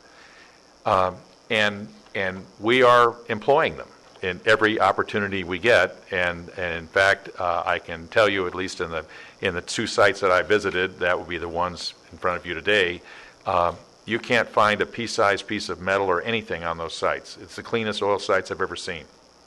And of course, I worked 10 years in the oil industry, and I'm afraid I left my part of the oil industry in a big mess, but that's not the case these days. The sites we visited, especially the Temescal site, there is literally nothing on the ground but ground in the entire thing. So there is a sign that they are actively seeking to make sure there's nothing on there. But I want to go back to the 2013 letter. The Fish and Wildlife Service recognizes that these are not laws, they're not regulations, they're not imposed by the federal government or adopted by the state or adopted by the county. But they say these are things that you should consider during your review of projects. Well, and then they further say that we understand that each oil and gas project is unique and every measure will not be applicable to all projects. And so this is good information and consultation we're having with the federal government, but they're not mandated and they're not laws. So when Mr. Kuiper says that the oil company is prohibited from doing certain things or prohibited from having an oil facility within a half a mile of a condor nest. That's simply not the case. These are recommendations of biologists that are subject to the discretion of decision makers in the context of a discretionary permit, not a zoning clearance. So then we get to the question of a zoning clearance. Well, there's two types of zoning clearances in our zoning ordinance, and it's very clear. It says it right in there. One type of zoning clearance is for a use that someone's proposing that does not require a discretionary permit. Well, that kind of a zoning clearance constitutes a new entitlement, the approval of a new land use. And so there are certain things you can do and get a land use permit for that do not require a discretionary permit. Examples would be a single-family dwelling on an existing legal lot. You can get a zoning clearance and then take that zoning clearance across the hall to the building department and get a permit to build a home. Now, that's one type of zoning clearance, and that does represent a new entitlement. And, of course, we would have to check to see that it's in compliance with all other land use regulations like setbacks and things like that in the zoning ordinance. Well, the other type of zoning clearance is a follow-up zoning clearance that initiates or implements a discretionary permit that has been granted by the county decision makers. Well, in that case, the zoning clearance is not a new entitlement. It specifically says that in the zoning ordinance. It is not a new entitlement. So anything you've heard about how we are approving a land use today, your commission or the planning director in issuing the zoning clearances, we are not approving a land use. And none of the zoning clearances have approved a land use involving the oil and gas industry. Those are merely a certification that what you're doing is in compliance with the permit that was granted. Now, as part of the granting of the underlying conditional use permit, findings were made, legal findings. In the notice public hearing, legal findings were made and adopted by the decision makers, either the board or the planning director or the planning commission. When they made those findings, they made findings of consistency with the zoning ordinance, findings of consistency with county land use policy, general plan and otherwise. They made findings of compatibility with the community. They made findings in a various series of ways. Well, all of those findings, they cannot be overturned by staff review of a zoning clearance. Those findings have been made. So if the zoning clearance is consistent with the CUP, the findings have already been made of consistency with policy and ordinance. And you cannot reopen the public hearing to have another new discretionary view of the findings. So that's the two different types of zoning clearances. So one has the benefit of legal findings made by the decision makers, and the other does not. And the second type, which is not before you today, is where staff has to make the finding of all these consistency with policy and ordinance. Not in this case. So I have a few other things here, and so let's get right to it. And I'll apologize right now for the length of my presentation. We'll refer to that as pre-mitigation. The consistency with the general plan and compliance with the zoning ordinance. Well, in the case of the 2010 permit granted for the Hopper Canyon oil field, that would be a modified CUP granted to DECOR. Legal findings were made that that was consistent with the ordinance, and consistent with the ordinance, consistent with the general plan, and including the oil development standards, including the zoning ordinance, and that particular section involving setbacks from a creek. If you read the language, the basic presumption is that it's a 300-foot setback from the creek. However, it can be modified down to as little as 50 feet under certain circumstances, and review by the Public Works Department and a qualified biologist. Well, in this case, the Public Works Department reviewed that, approved the reduced setback for putting additional wells on an existing pad that was not being graded or changed. So there was no change in flood control interests or erosion or anything else having to do with the creek because the pad already exists and has existed for decades. Similarly, the planning division biologist, that would be a county staff member and qualified, determined that there was not going to be any new environmental impact on the biological resources of Piru Canyon Creek by the placement of 2 wells on the site. And that is reflected in the staff report for the 2010 hearing. Now, we don't include in the staff report every communication, email, or conversation that has occurred during the review of the project, and if there was some issue with that determination, it had to be raised at the public hearing or raised in appeal after the permit, the CUP was granted. No appeal was filed, no challenge to the CEQA document was filed, and so that permit and the CEQA review is done, adopted, certified, and cannot be reopened. And let's talk about CEQA. CEQA was complied with. The Planning Division staff, the planning biologist, and other staff members, we looked at the project for environmental impacts. And let's just talk about Hopper Canyon, since it's, we'll start with that one.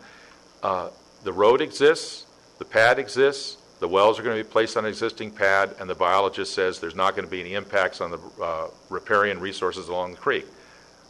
And so based on that, that review of the environmental effects of what was going to go on by adding wells to an existing oil field and not doing any grading or making new pads, it was determined that there were no new significant impacts with the project, and an addendum to the previous ND was prepared. That was subject to public review, went to a public hearing, and it was not challenged. We can't now say, well, you know, we really didn't do a good job then. The hearing's over. The hearing occurred, and if you had a contrary decision to that, that would mean that no CUP hearing ever ends and no CEQA document is ever adopted or certified, because you can just reopen it later. Well, we can't. We don't have a reason to do so. Now, in the Temescal oil field case, that would be CUP 488. That permit was granted in 1956, and I believe Commissioner Westner initially voted on that. And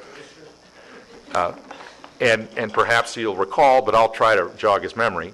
The 1956 permit, of course, was done a couple of decades before CEQA even was existing, and it is a contract with the county. And it's not, you know, absent a modification, that permit was not subject to CEQA, and it's not invalid because it predates CEQA. It's still a valid permit. And we would not do CEQA involving that case unless a discretionary modification came to the county. Now, the 1996 permit adjustment was mentioned that involved on a permit of, you know, thousands of acres, the land swap of 80 acres tucked in here and 80 acres taken away there so that the size of the permit area stayed the same. Well, that was subject to environmental review.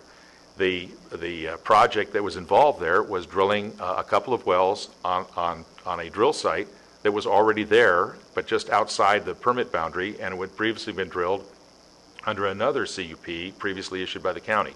So the determination was made there that there's no new grading, no new issues, it's an existing pad, therefore it's exempt from CEQA because it's existing facilities, so essentially re-drilling two existing wells that were already there.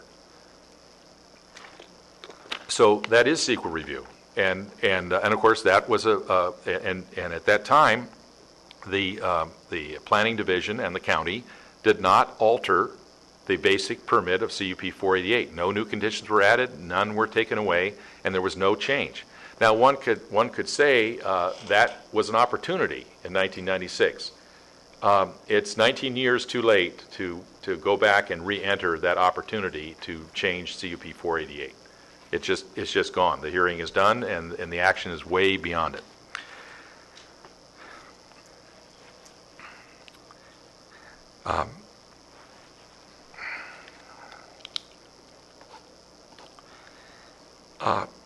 Condition number 7 of CUP 488, and I would like to direct your attention to the February 18th memorandum, and I appear to be the only one who doesn't have one.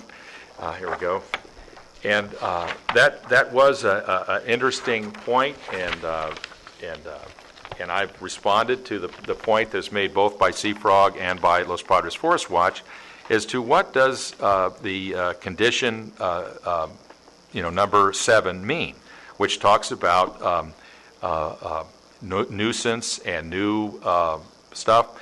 Well, that condition is a sort of a standard nuisance condition, and it's a matter of permit compliance.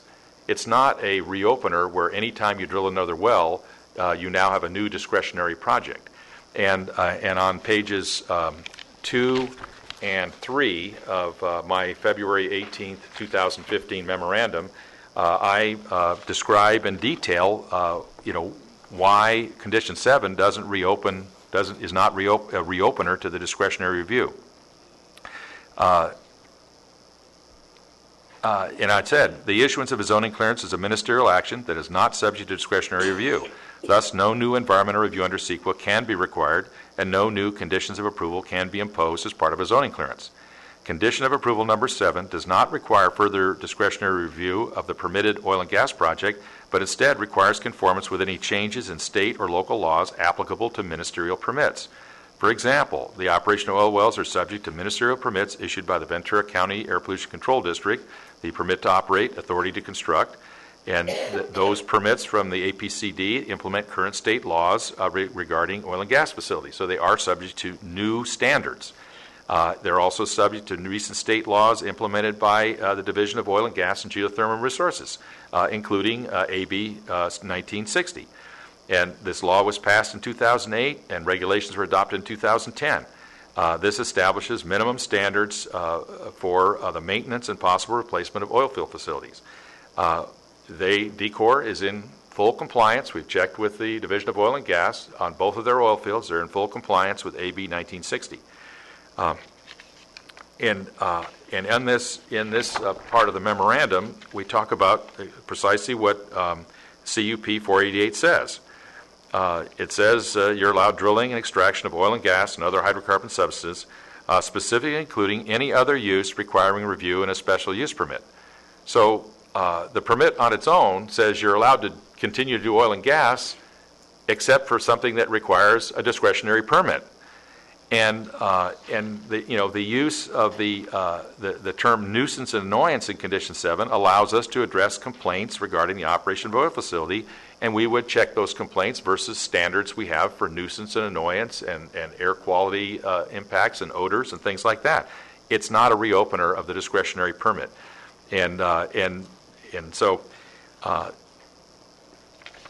So I would tell you that condition number 7 is sort of a standard thing that occurs in many permits, and it does not involve new discretion. Now, there was an issue about the application form for zoning clearances that was raised, I think, by a couple of speakers. And I believe Mr. Kuiper brought up Section 8111-2.1 of the zoning ordinance, which talks about having a complete application, and the planning department shall not process an application that isn't complete. Well, all of that section refers to discretionary permits. There actually is no codified or specific standards for the application form for a zoning clearance. In fact, people can come and get a zoning clearance with virtually no application at the front counter, and they merely have to sign it for whatever they're asked. Some of the things they're asking for, there's not much information that's needed.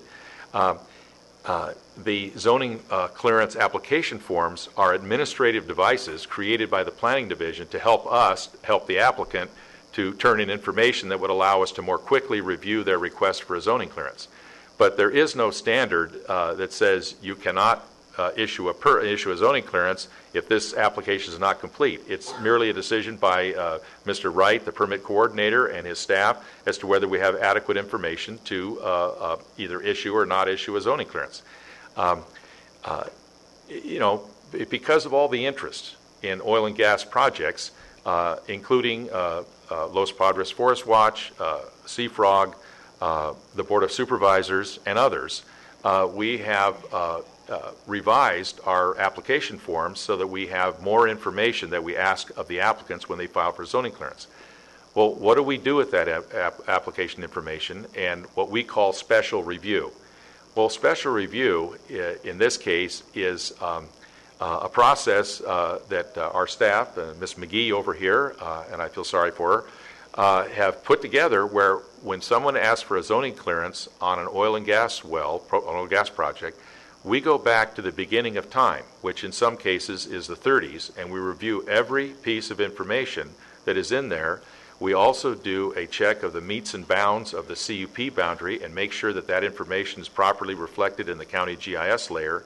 And so we bring, whenever someone comes in for a zoning clearance, we bring their paperwork up to a compiled, arranged, and fully reviewed standard. That isn't discretion. We're just compiling all the information and making sure that we have it and we're reading it correctly and that what they're proposing is actually inside the CUP boundary.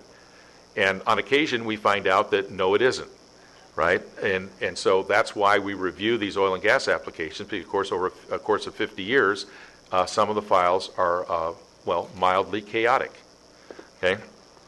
So there is no standard which says if it's not a complete application, you can't approve it. That's all those things that he mentioned have to do with discretionary projects. In fact, the code where it talks about applications, it talks about variances, text amendments, use permits, all these things are discretionary. And it also parallels the Permit Streamlining Act and CEQA in terms of a 30-day completeness, incompleteness determination. And so that's entirely a discretionary matter, not having to do with zoning clearances.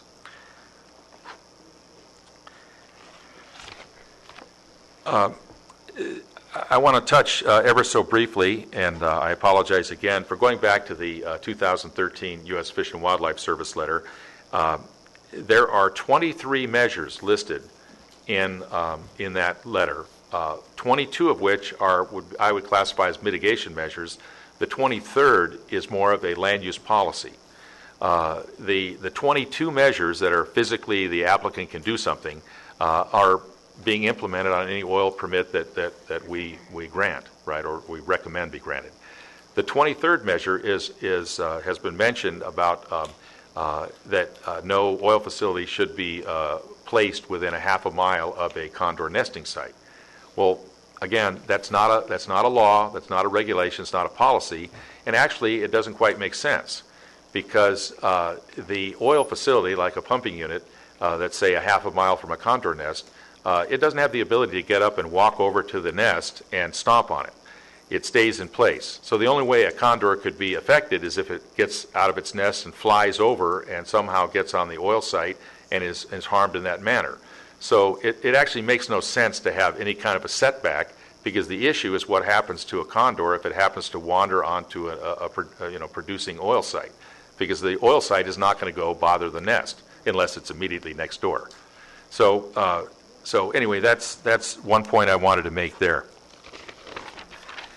And the final condor thought, there's been no evidence presented. It was testified to your commission on September 25th, 2014 by the county biologist that there's no evidence that a condor has ever been injured or killed by operating oil equipment. Period, none. And none was presented today. And so that being said, we're not adverse to doing everything we possibly can to make sure it doesn't happen.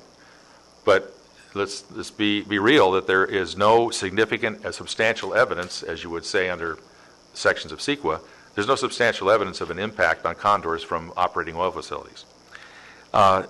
Another issue that's been brought up is the cumulative effect of oil drilling on the community of Piru or anywhere else.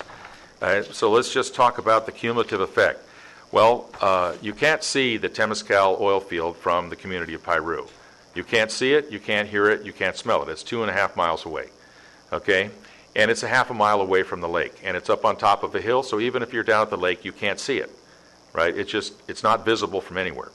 And so the only really cumulative impact you could possibly have would be on traffic on Piru Canyon Road, which is a narrow 2-lane road that meets a certain level of standard in the county. Well, as part of a previous case that you may remember, the exploratory Modelo Canyon case, we were in the process of doing some analysis for that issue. Well, we received and obtained information from DECOR as to exactly how much trucking do you do. And here's the answer. According to Public Works Department, and these are road standards, they're published on the county website, the capacity of Piru Canyon Road is 3,300 average daily trips. That's the capacity of the road, given its current design. And that includes through Piru and then up Piru Canyon all the way to the lake. The current usage of that road is 600 ADT. That is, it's right now being used at 1/5 of its capacity. And the decor use is 2.6 trips per day. So you start with 3,000 trips as the capacity, 600 is the actual current usage, and decor is contributing only 2.6 trips a day. And so that's the kind of thing where there is no cumulative impact. There's not even a project-specific impact, because 2 trips a day, you can't come up with an impact. And I would point out that that's 2.6 trips due to decor, yet Highway 126, which goes right by the community of Piru, has thousands of trucks per day going down it. Not 2 or not 100, but thousands, like 8,000. So it's that issue just doesn't resonate with us. An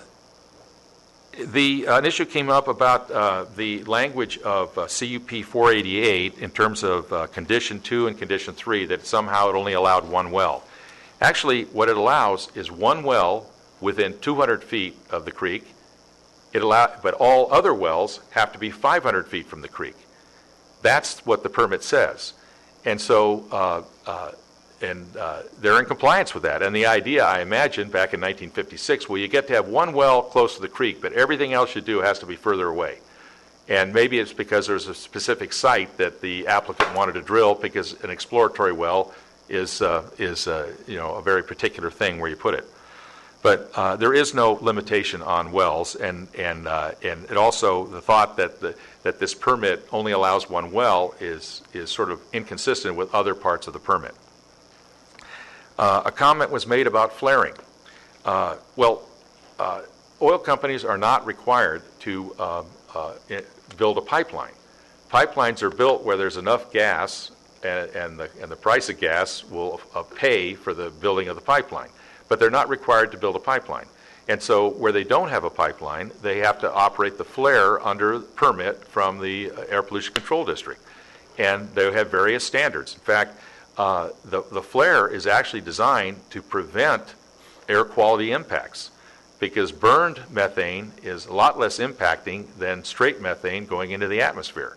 So it's actually a mitigation measure required by the Air Pollution Control District to make sure that you don't that air pollution is minimized. And so flaring is not a random event. It's something that's under permit. And of course, that goes back to condition number 7, where you have to be in compliance with current standards and technology, which they are. There was a lot of questions about that there's some kind of a health and safety impact that is affecting the Piru community. Well, there's no conceivable effect of the oil pumping units up on top of the hill affecting the Piru community. The only thing that could affect them is the 2 trucks a day that come from that facility and go to Highway 126. Well, we haven't seen any evidence that those 2 trucks, are the tipping point causing higher cancer rates, asthma, or anything, when that's 2 compared to thousands that are going down Highway 126 every day. So there's just no evidence of that. Now, I already talked about that. I want to finish with, and I do appreciate Mr. Kuiper finishing his remarks and listing his points. We've already talked about his argument about the application being incomplete. It's not. There is no complete or incomplete with a zoning clearance application.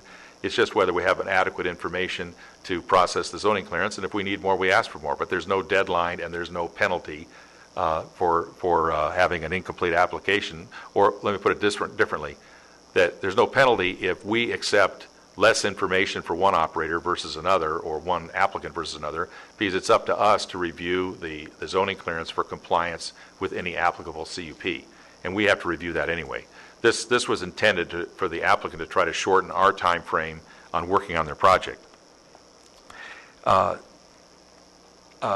He talked about consistency with the zoning ordinance, specifically the setback requirements for the flood control and biologic reasons. And as I've said, for Hopper Canyon, That issue was, and specific legal findings were made in a public hearing, and they cannot be reversed as part of a zoning clearance consideration. In the case of CUP 488, Temescal Field, although those standards do not apply because they only apply to permits issued after 1983, and CUP 488 was granted in 1956. But even if they did apply, those setbacks, that site far exceeds any setback standard because it's at least 600 feet from the nearest blue line stream. So it far exceeds any standard that's there for setbacks for creeks. In fact, on top of a hilltop that's a half a mile from the lake and 600 feet from the nearest blue line stream, and more than 1,500 feet from Piru Creek. So there's no setback problem with the Temescal Field. The spill report was mentioned, and the issues of having a spill prevention plan and compliance with AB 1960 is handled by the state of California, the Division of Oil and Gas and Geothermal Resources. We coordinate with them all the time because we have to issue a permit, and so do they. And in fact, they won't issue a permit until we issue a permit. So we are linked at the hip, and so all of the spill prevention plans for all the fields are available to us, as well as a record of any spills that have occurred. I mean, Dogger had a good idea in 1994 when they had some problems during the Northridge earthquake, and since then they've kept an updated list of every oil spill incident in the entire county that's available as a public record. And so that's available. Just to show you, as a bit of cheap theatrics, here are the spill prevention plans for the Temescal and Hopper Canyon fields. And they were produced in 2013 and 2014 and are in full compliance with Dogger regulations according to the district deputy who I spoke with previous to this hearing. A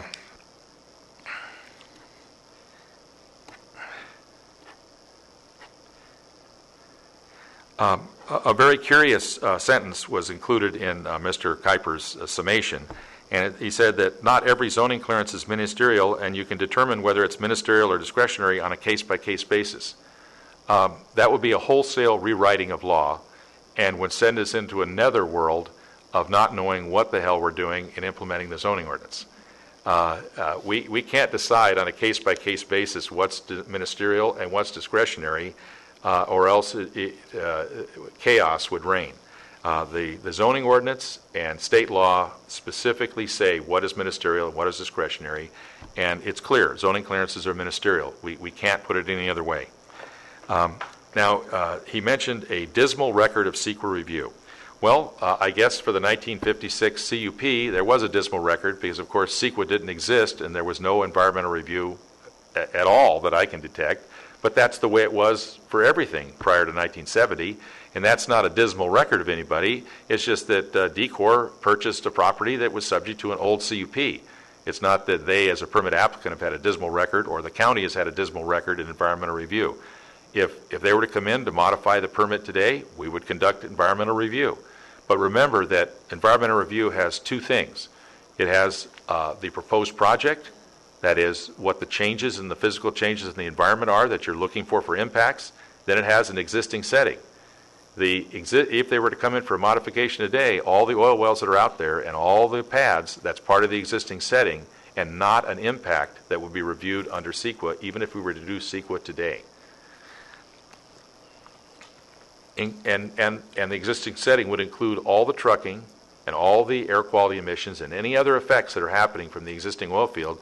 So even if we were to do an EIR, we would only be analyzing something new, not the existing setting. So I'm not sure what the term full EIR means in the public testimony because such a thing is not available for an old project.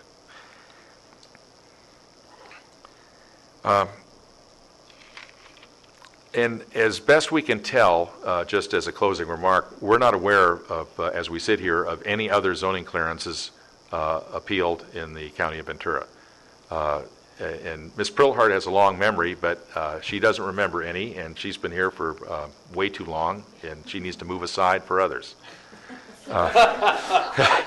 Because she started when she was 14, so give her a little. That's right, but we're not aware of any. And of course, the provision of the zoning ordinance is that you can appeal a building permit. You can appeal anything because the way the zoning ordinance is structured, you can appeal any action of the planning director in implementing the zoning ordinance. Now, a successful appeal would be if we had granted a CUP for a well and it was drilled in the wrong place, or we granted a permit to put it in the wrong place. That would have been an appropriate appeal if someone said, wait a minute, you can't give a zoning clearance for a well there. They're not allowed to drill there. Well, that would be a basis to file an appeal, right? And then question, what's going on in the planning division. You want me to talk about this? Now, one issue that was brought up was a 2008 zoning clearance. And this is where we go into the we're all human beings and mistakes were made category. Zoning clearance ZC 080958 was granted or issued, I think the date here is September 18th, 2008. As part of the review of this zoning clearance, my predecessor decided to require the applicant to prepare a biological assessment and actually included conditions of approval in the zoning clearance. Well, we've reviewed that with our council, and I'm afraid we went off the reservation at that time, and this entire thing was a mistake and was clearly illegal, and we're curious as to why the applicant went along with it. But that being said, that doesn't have a precedent for the county to treat zoning clearances as discretionary, and I would say that in every field of life, a mistake can be made, and this was one of them. With that, I'm available for any questions. Okay, take a drink of water. Who has questions? All right, so we'll start with Steve and then John. Would you address the remedy that's before the applicant for a modification, petition for a modification, suspension, or revocation of a permit, which we're being told is unduly burdensome and expensive and therefore unavailable to them, but that is there, and that's the purpose, is it not, to an aggrieved party? Mr. Chair, Commissioner Ronstadt. I prefer having my mic off, but Mr. Chair and Commissioner Ronstadt, that's precisely why it's there. I think the Board of Supervisors has already recognized sort of a burden on people appealing and recently lowered the appeal fee from $2,000 down to $1,000. But the code is what it is. The modification, revocation for cause section is there and allows any entity, including the planning division, to take a CUP or any other discretionary permit forward to the commission to have it revoked. And the planning division has done it twice. There have been 2 permits revoked in the past 15 years, one in Ojai and of course the mining project near Moore Park, the permits were revoked. But again, the burden of proof is on the person saying that CUP should be revoked. And I believe in one of the 2 memos, and of course I did these in rapid fashion, so I apologize for any typos.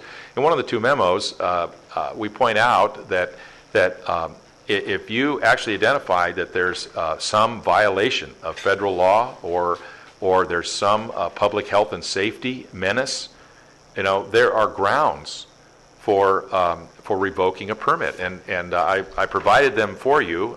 You have them on your desk, and if they truly believe that there is some grounds for revoking or modifying the permit, and even if they believe that there's a substantial take of an endangered species, if they have evidence of take of an endangered species, I would think that would be a sufficient ground for the commission or the board to modify a permit. But that process is not here today, and that process is not available under an appeal of a zoning clearance. And so it's not like there's nowhere for them to go. There is a process in law, and the board has decided how it's to be handled.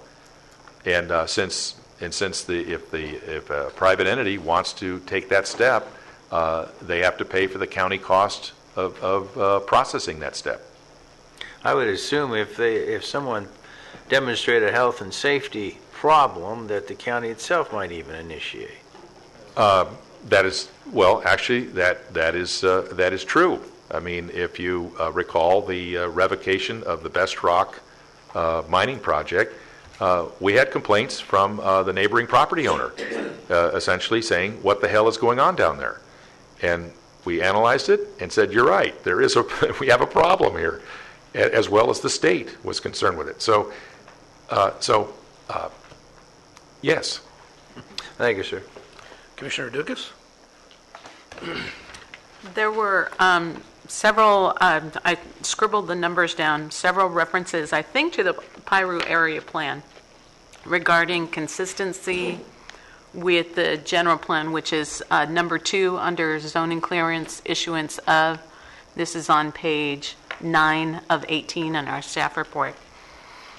Mr. Kuiper offered that it was inconsistent with, that second finding is that his assertion is that it's incompatible, with the policies and land use designation specified in the general plan. And he talked about 1.2 oil and gas, 1.2.12 condor protections, biological resources 1.5.13, and I think 8107-5.6.1. All of those ones having to do with consistency with the general plan. What's staff's response to those arguments? Mr. Chair, Commissioner Idukas, well, let's start with CUP 488. Those standards were adopted in 1986, and they cannot be imposed on a permit granted in 1956.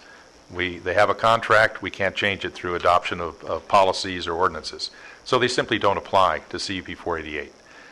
In the case of CUP LU 09-0073, specific findings were made by the county decision makers that the project was consistent with all general plan policies and all ordinances, and as the review of a zoning clearance, we cannot go back and reverse the decision of the county decision makers that were already made on the very case that's in front of us. Thank you. And I'd like to direct this question to County Council, if I may. Sure.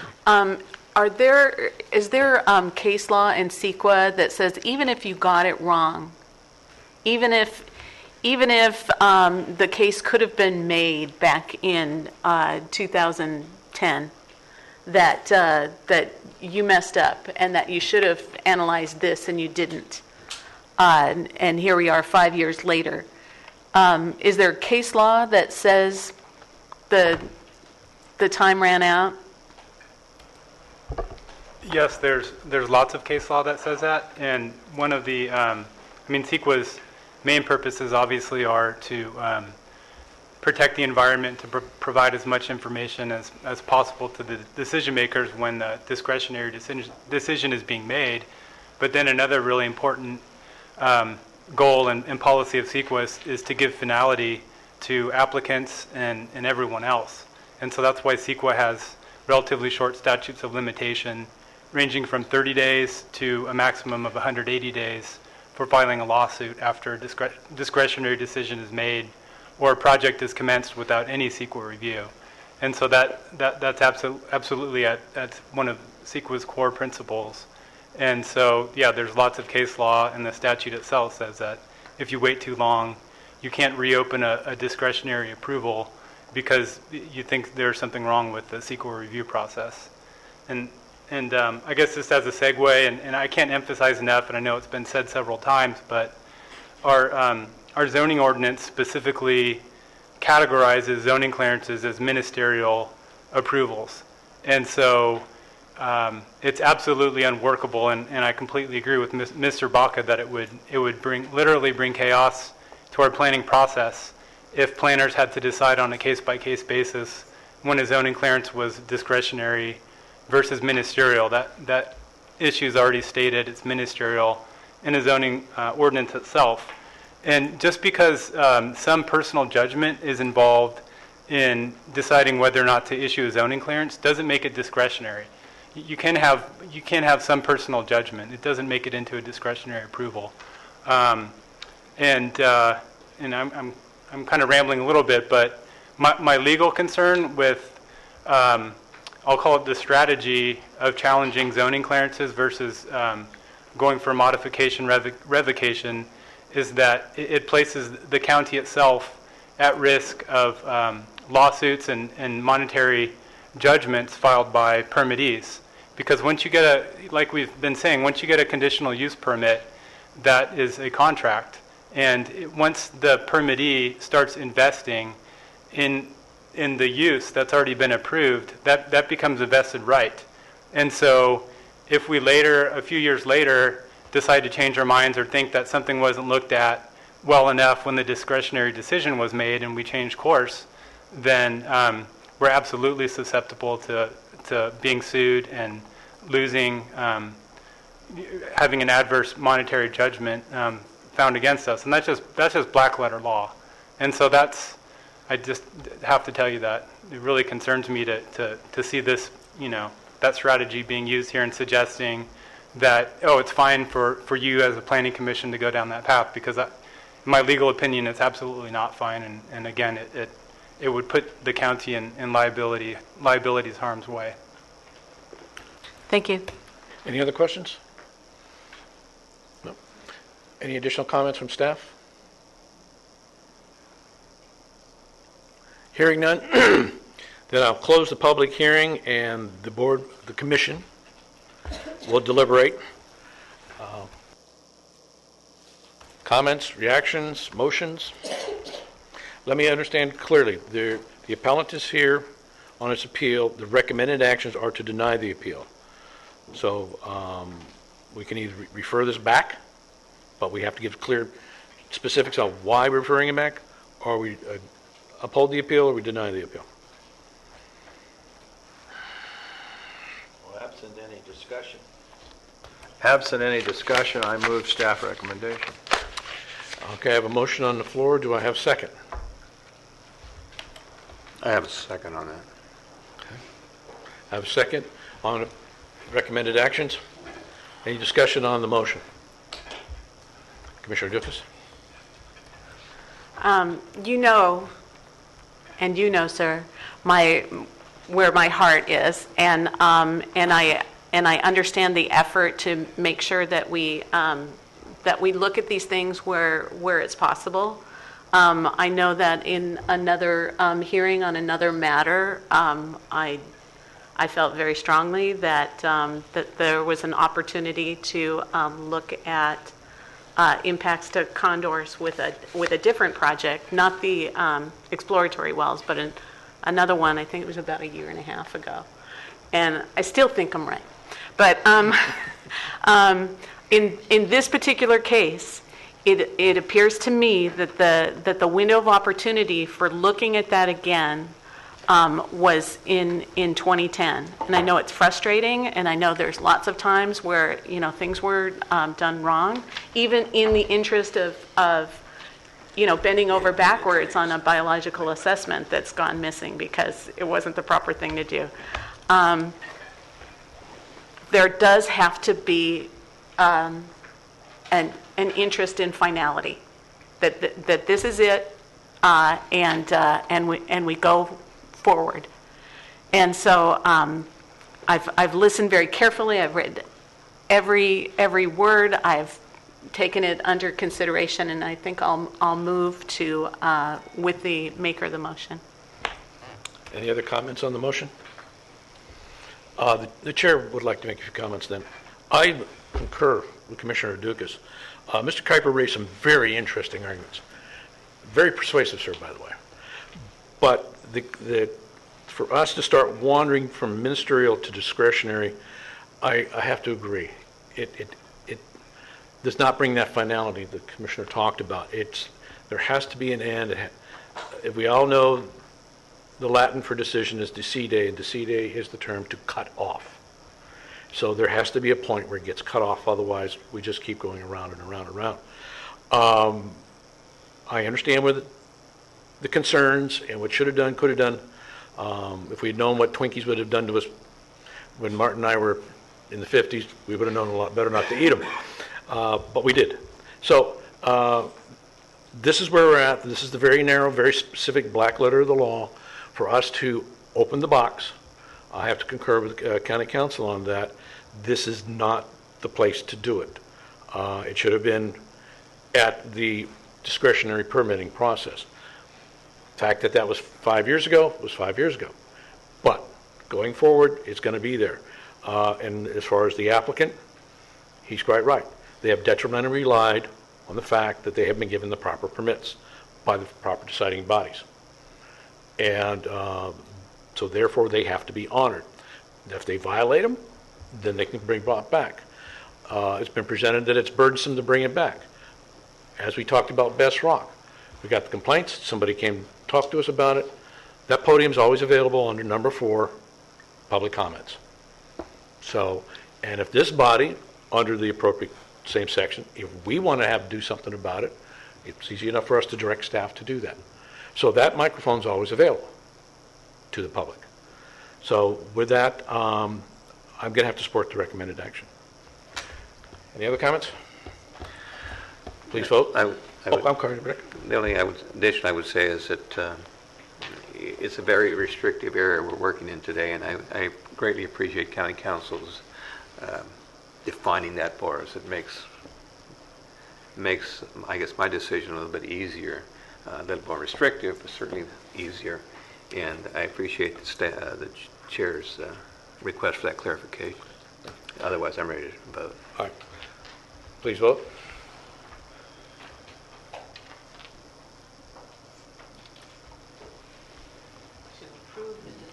Right, the recommended actions, which is denial.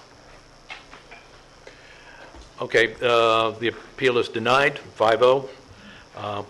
See you around the next time, ladies and gentlemen. Yeah. Oh. And Benjamin, I want to thank you again for coming.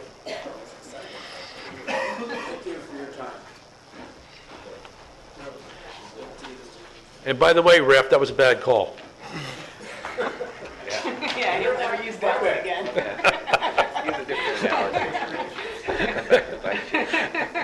He clotheslined him, Ref. Avoid analogies. Right.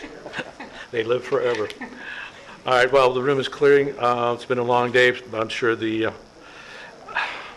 director wants to tell us that she has nothing to tell us. Item number 7, discussion by the director.